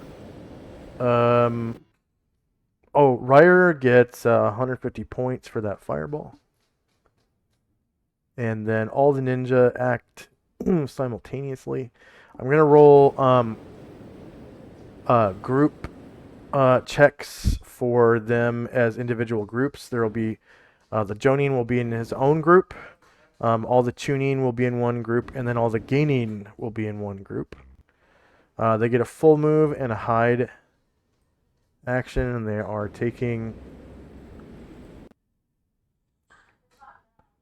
cover in the bushes over here. So this guy tries to hide in shadows.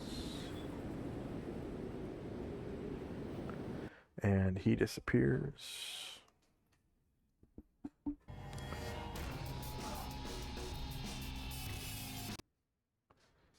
The tuning go that way as well.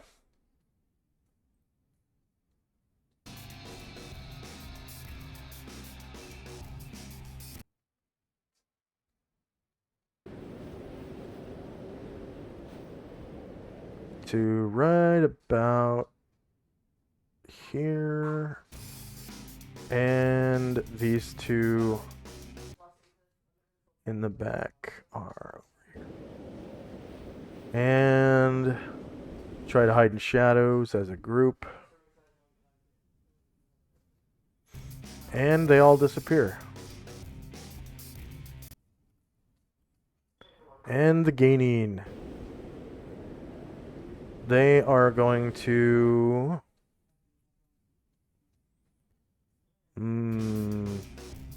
They're going to take cover behind the hill over here.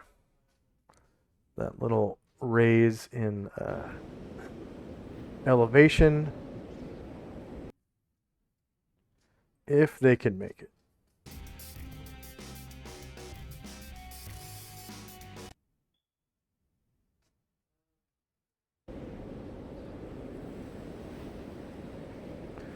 Looks like some of them cannot make it. Some of them can, however. So I'm going to roll Hide in Shadows for the ones who can. And they all fail, so... Next up is Airdrin. All right. Let's see.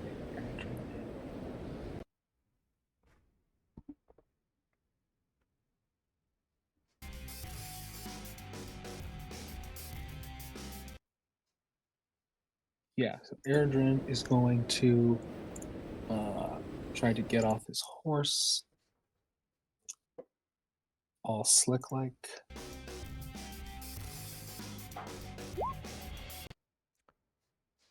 Oh yeah, Then deftly maneuvers off his horse. then he is going to try to hide behind the butt of Musashi's horse. All right.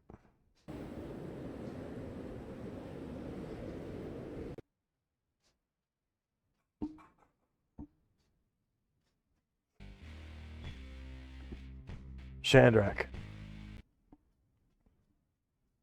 I think that's from the last map. I already did enlarge this round. Oh, okay. Whoops. Sorry. Zalmond. Zalman's gonna wait. All right. Solynod grabs Chayai, and what was her order? To fly her up to... To fly her and keep her away from these beasts. Yeah, I'm going to put her to front. And he's going to take that as fly straight up into the air. That's fine. So now, how are we doing altitude again?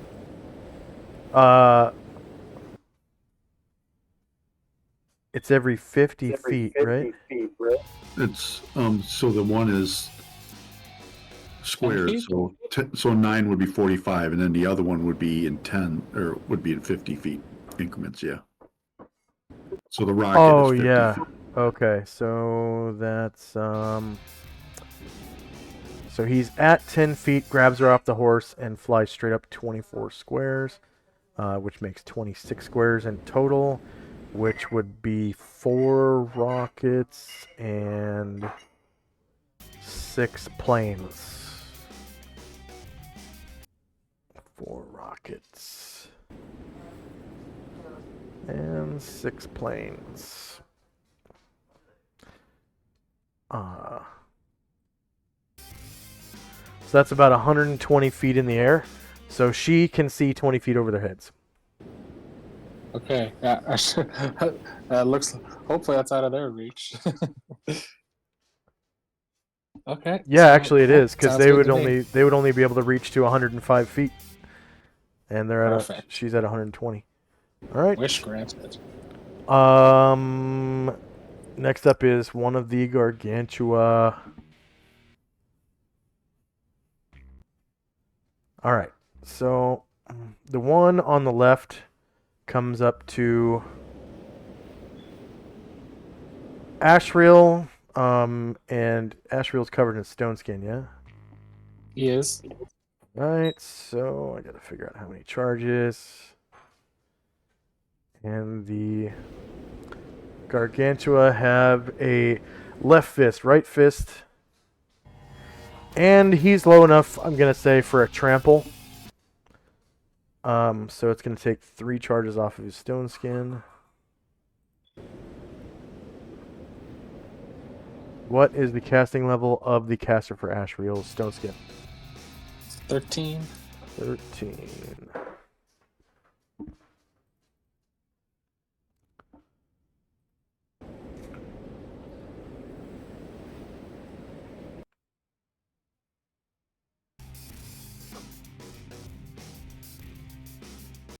All right.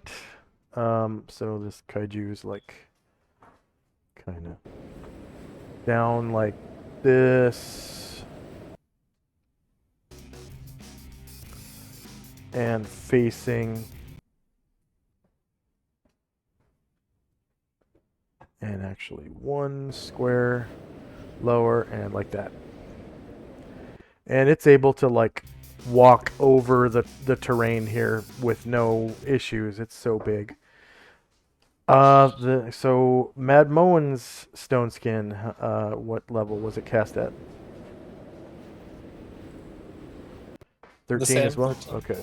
13. Okay.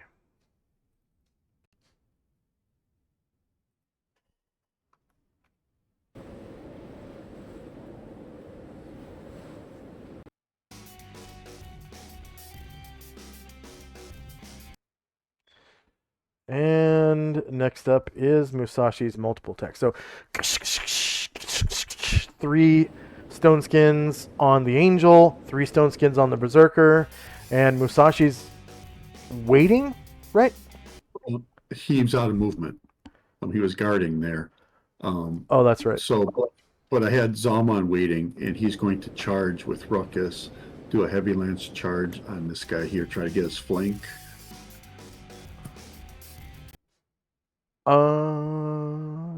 Yeah, it will keep facing the angel.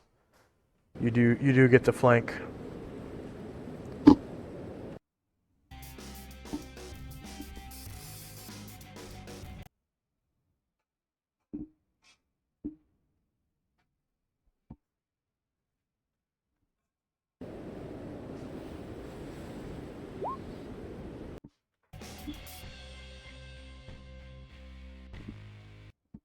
All right, shieldless flank, -3 versus AC 4. Hits for 35 damage on the charge.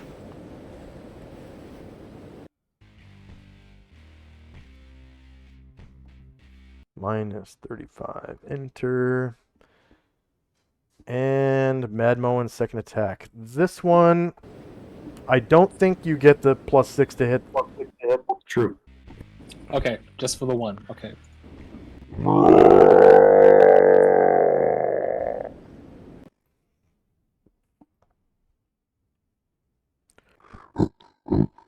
Aha! Nice.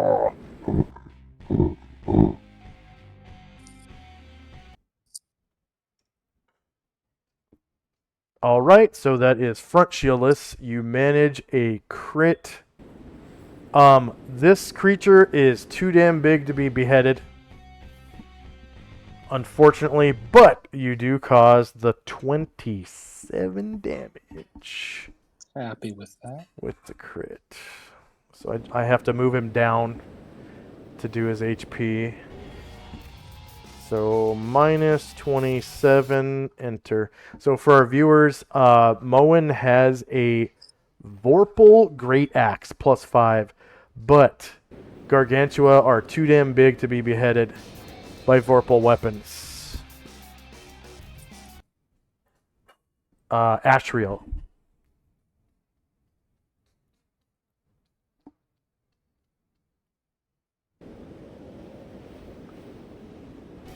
Are you there, Michael? Yep, a little Nodachi action, maybe? Alrighty. You're attacking the one on the left there?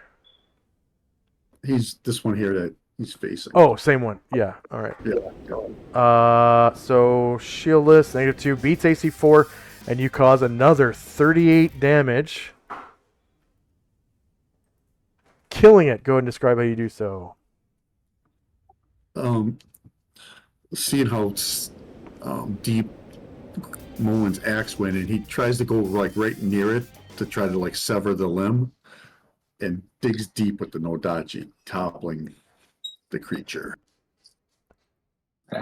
And cutting yeah, all the way you, through it. Like Ted did. yeah, you get its like Achilles heel or something, and it's like.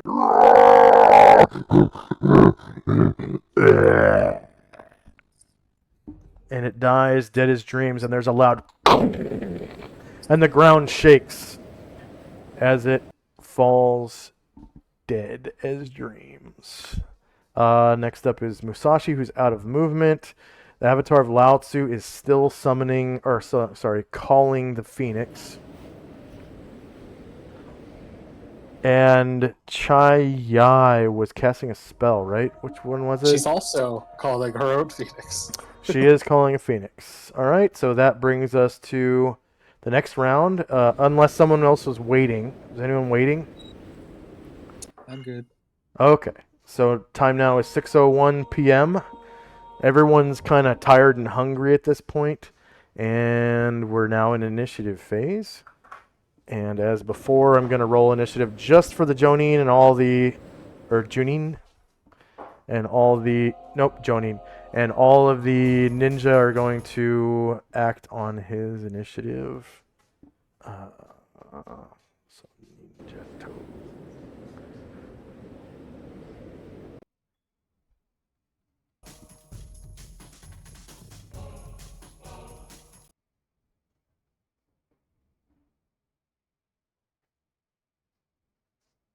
Actually, I don't think anyone is in melee range, so they're going to do movement.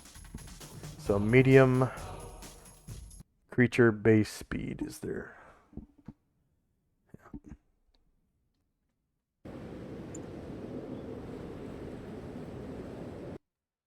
And initiative for the... And actually, I do need to go now. So yeah, we'll finish initiative next session. I am going to give you guys the experience points for the Gargantua that you slew. So they are 28,000 points for a humanoid Gargantua. So one humanoid Gargantua. 28,000 points. There are 2 player characters. There were 7 NPCs. There was 1 defeated.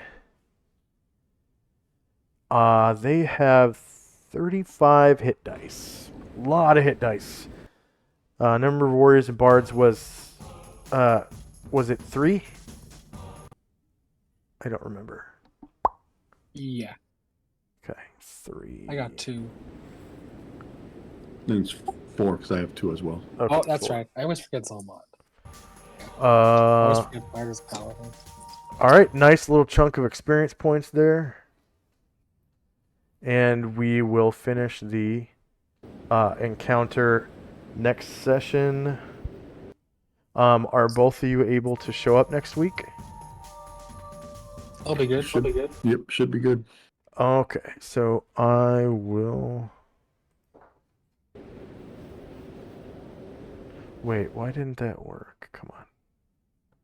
I'm going to move the party ribbon. There we go. And for our viewers, if you want to get some extra channel points, just go ahead and follow our raid. I'm going to try to raid somebody. I don't think Lord Gosumba is streaming right now. How about Fate of the Dice D&D? They're playing Curse of Strahd instead of Strahd. They misspelled Strahd. It's funny. Strahd is S-T-R-A-H-D, and they spelled it S-T-R-A-U-D. And that looks like they are accepting raids. I think it's an extra like 200 channel points for following a raid. And hope to see you next week. If you're interested in donating to a charity, we have St. Jude's Children's Research Hospital. But here we go into the raid. Good hits. Okay, and